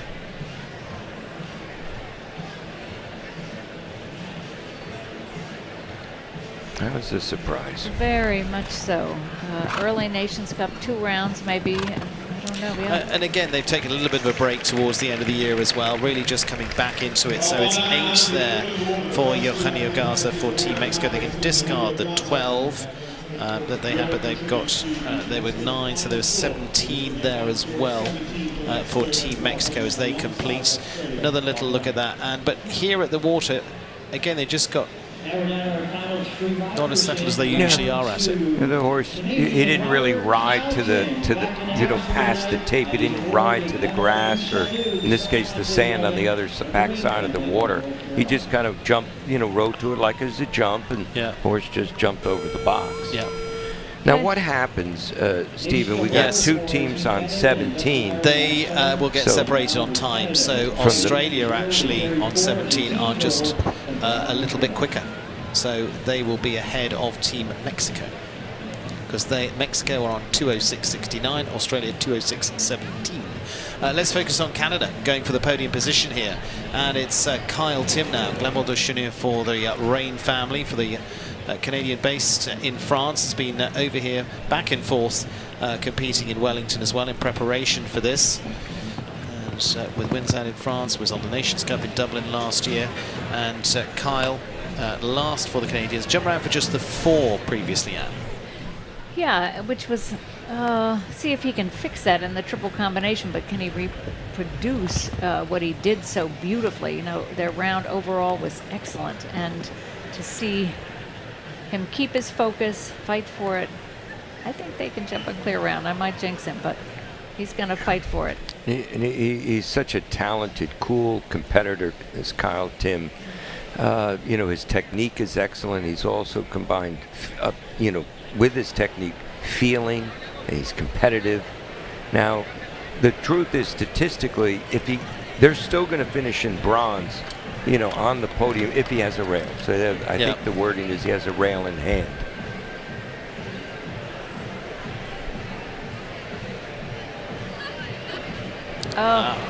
So drops the rail there, just on the 4.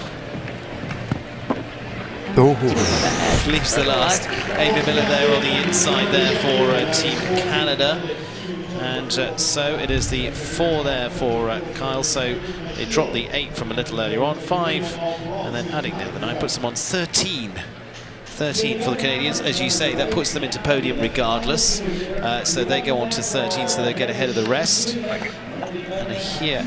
Yeah, I think, they had C down. She kind of ran through it the first time, and so maybe he held a little bit over the back of the oxer thinking, or she did, thinking about the C element. But another great round for them.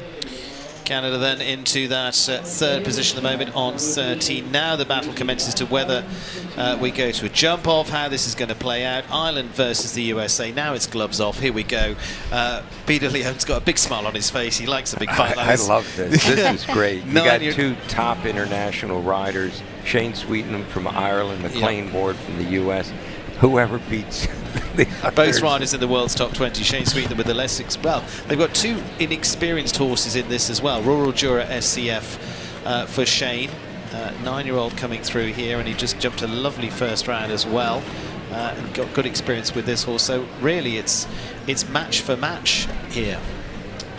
Absolutely, both these guys want clear rounds.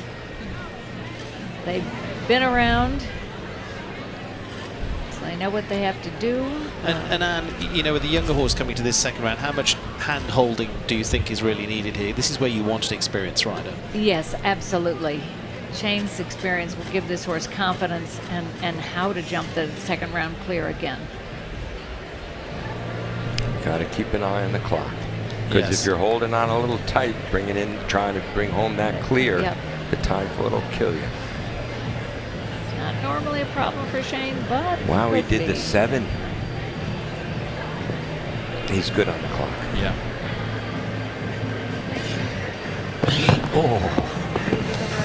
Svens. Oh, it's going to go. Oh, the door is open. Yeah. The door is open for Team USA, so it is going to be 4 for Team Ireland.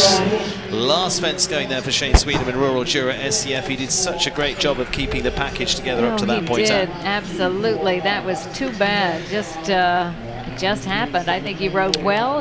Watch this horse shift a little bit to the right, here, and then Shane had to correct him, and that just took the focus off of this this meter 60 careful delicate, plank. very delicate jump. Yeah, Hummer. Oh, there's Jordan Coyle watching on.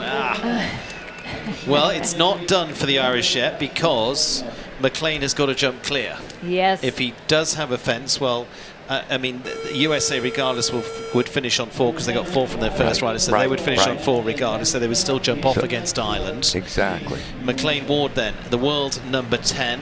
He didn't have to jump the first round. Jordan Mulga for Mike Smith. As we said, it's a new ride for him. First time into a Nations Cup for them. I'm going to hand it over to you two. Well, clear or nothing. McLean loves this. You know, he'll fight for it. He loves this pressure. See with this newer horse how he handles it. The nice thing is if he goes clear, he wins it for the U.S. If he has a pull down, we have a jump off. Yeah, the jump off. So there's the downside is there's not a lot of downside. Let's keep on the upside. Yeah. Still clear. McLean has a lot of confidence in this horse. He feels like this is really, you know, one of his 2 horses that he's sighting in on for the big summer championships. It's going to stay there.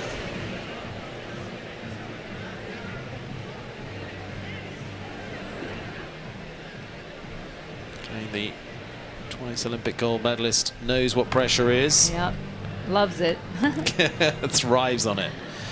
Oh, come on. Ooh. Works it out. 2 from home. Come on. Last fence for the USA to win this tonight. And McLean brings it home on the clear. There it is. Breathes out for Jordan Mulga and McLean Ward to win tonight. 1 round from them. Excellent. 1 and done, Anne. Absolutely, and he and Robert had the right strategy to save this horse for this round, keep him fresh. Fabulous win here at home. He thriving, but here was where it got a little bit dicey. Yes, he made a short turn to that light rub, but fabulous. McLean Ward bringing home the team win for Team USA here in the Nations Cup in Wellington. And so it is a US win. It's going to be 2nd for Ireland, and it is going to be top 3 for Canada. So the overall standing success for McLean there, and brilliant stuff from them. And so we'll see them at the top.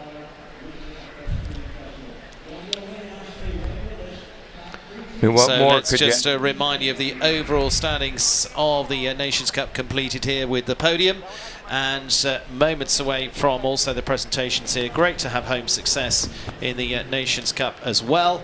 And so again, McLean Ward brings it home. Did you both enjoy that? Oh my God, that was so exciting. And you know, and he loves that. You know, the more pressure, the better, and that's why he's the anchor. Just amazing, fabulous to watch. There's the confirmation. USA winning on a 0 score. Ireland finishing 2nd on the 4. Canada in 3rd. They will finish on the podium as well in a total of 13. Good performance from Australia and Mexico. Separating 4th and 5th, 6th to Brazil. We're back in a few moments' time. See you in a minute for the presentations.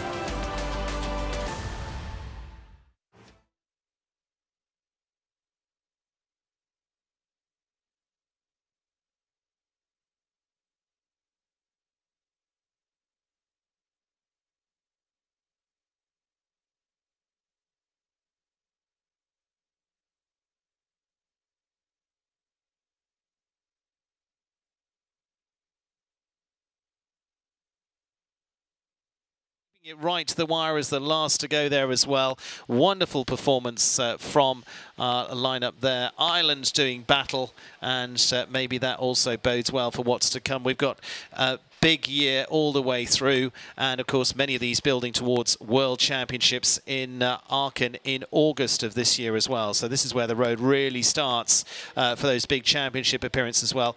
Good performance from Australia. Some really good stuff in there. Lauren Balcom producing the double clear for them as well. Good fight back for Tyser Owen on the 0 to start things off. Canada keeping themselves in the mix on the 13 in the end there as well for Canada. And good performance from Chris Pratt. And that's how it sits for our podium. And we're going to take a look at the winning round. And Anne Kaczynski, Peter Leone, you've both been in this position. He got it job done. Yeah, he knew what he had to do, and he did it. It's a bit of a new horse, but he loves the horse. Again, his focus, knowing exactly what he had to do to ride each jump. This horse really suits McLean. It's the type of horse he grew up on. He feels very at home at it. I mean, granted, he feels at home on every kind of horse. Super round from McLean Ward as a winning round here as well. You just see them across the water. And Anne, the key thing here was he's holding the winning round together here through the final fences. Yes, I mean, his focus, his determination, doing, again, just enough to help the horse, but not interfering with the horse. There, a little bit of had to slow him down. Helps him across the oxer, holds it together, and the horse listens, the balance, fabulous. Excellent. Just fabulous. Took a big deep breath at the gate, but that was job done. Congratulations and saluting there. McLean Ward, an amazing form. He won the big 5-star Grand Prix here a week ago as well. He's really bouncing into 2026 in style. Home win for the United States. They won here last year as well. And Robert Ridland, obviously, will be delighted. I mean, it's an obvious statement. Absolutely. And again, kicking off the year here, as you say, getting ready for the championships at Aachen later on. And you hope to build on this momentum with all of our riders and horses. And even for me, with it being a developing chef, the younger riders getting to see this here at home, getting to see the Nations Cup here, all of that is so important. Because actually, this is one of the few opportunities in the show, because otherwise we go travelling off to Europe to those Nations Cups and those young riders don't see it. They're here in Wellington. Yes. So they can come here tonight and watch. Yes, not just on the live stream, which is great, but be here, watch the warm-up, see their heroes doing it and say, that's what I want to do. That's what's so exciting about this for the future. Pete, you're nodding alongside.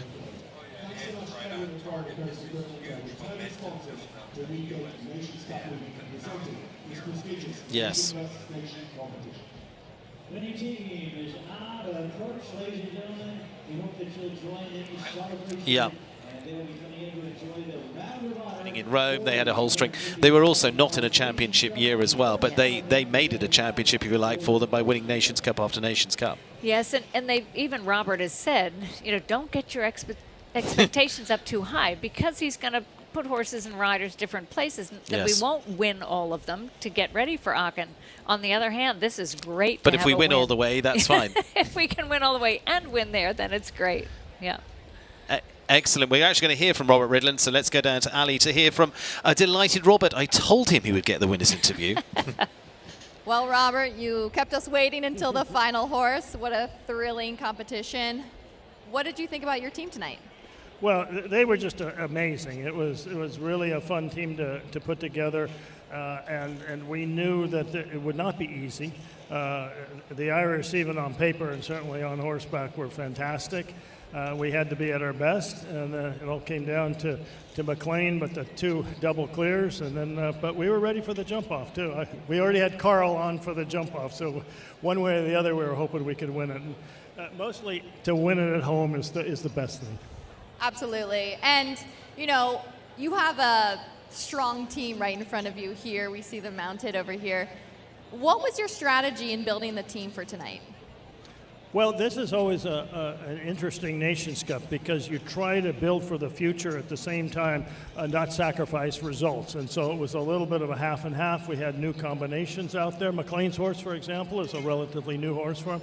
So that's kind of what the strategy is. You really are building for the future, but at the same time not sacrificing the present.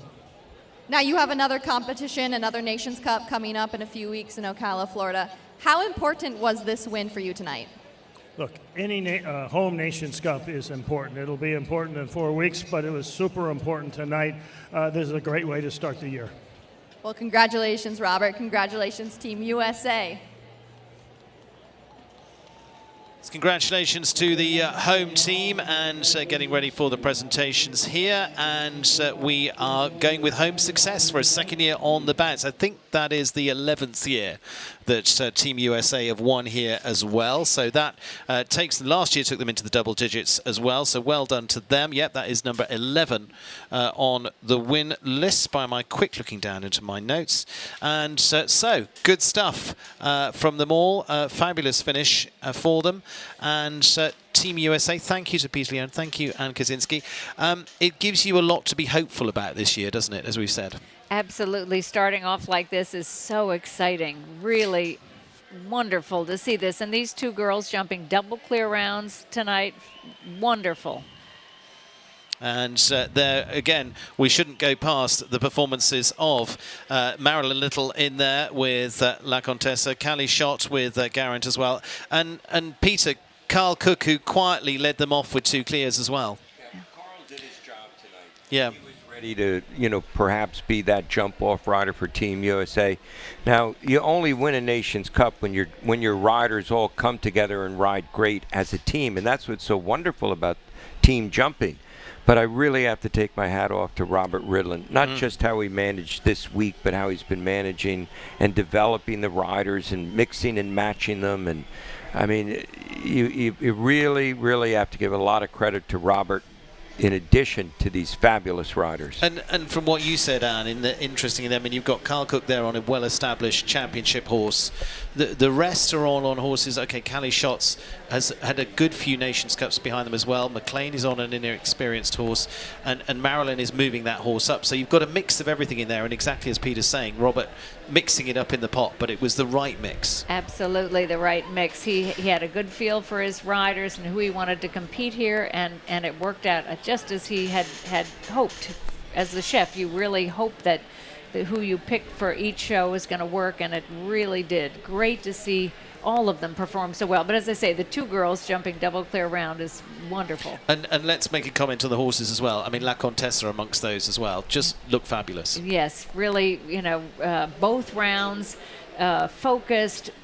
I think she's a championship horse. I think she's, the real deal. That's got to give you some excitement as well. And Callie Schott, again with Garant, she's got Beatty Madden and John on the floor there, which makes a big difference too. I mean, she's a terrific rider, but to have that experience behind you. Absolutely. Her team, the team behind her, and the experience that they all have. And you can see it with Callie's riding. So ready for the podium here, and it'll be Canada in 3rd, Ireland in 2nd. And USA, the winning tail there. The Schefter keeps walking down there. Ian Miller for Canada.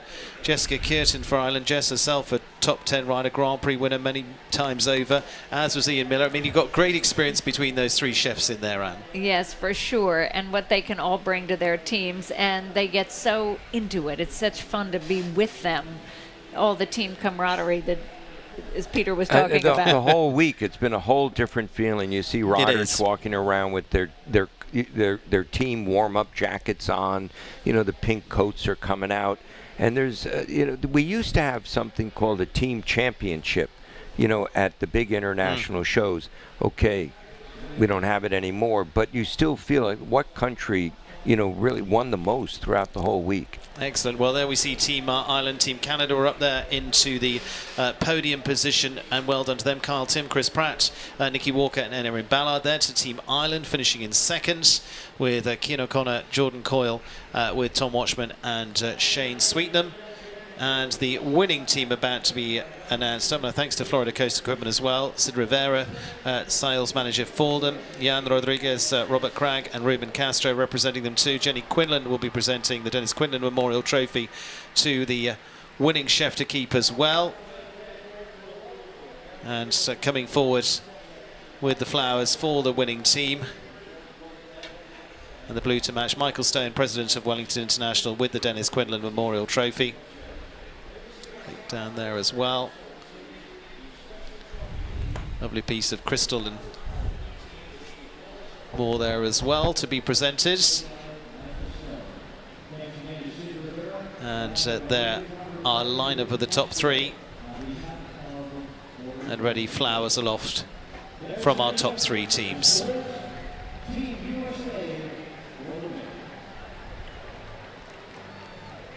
And super stuff from them, and well done. We'll get ready for the national anthem as well, and of course it's going to be the home national anthem playing out for that of the, as they turn towards the flag, United States of America.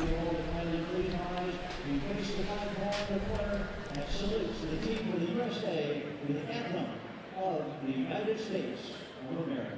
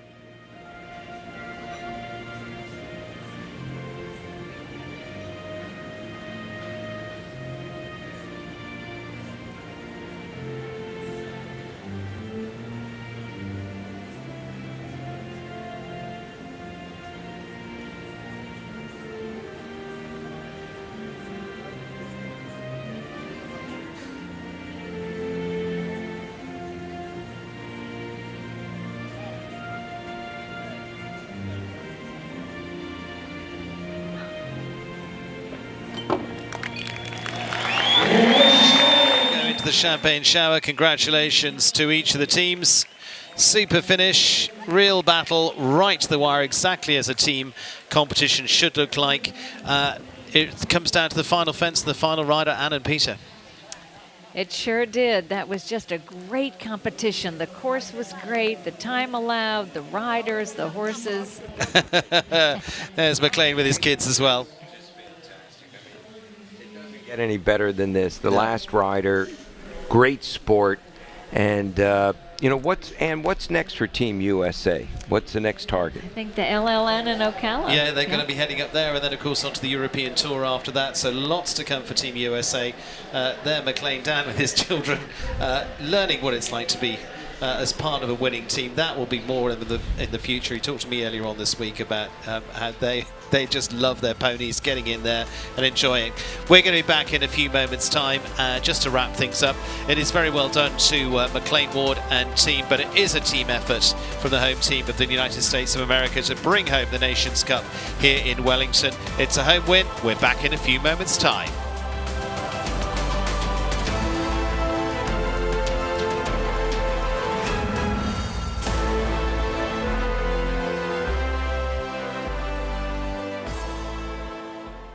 Florida Coast Equipment understands the equestrian way of life, and everything you introduce into that life should be uniquely created to perform within it. So, we created the Kubota Winner Circle Tractor Package, designed exclusively for riders who expect uncompromising power, precision, and performance. Because every seasoned equestrian knows it has to be a Kubota.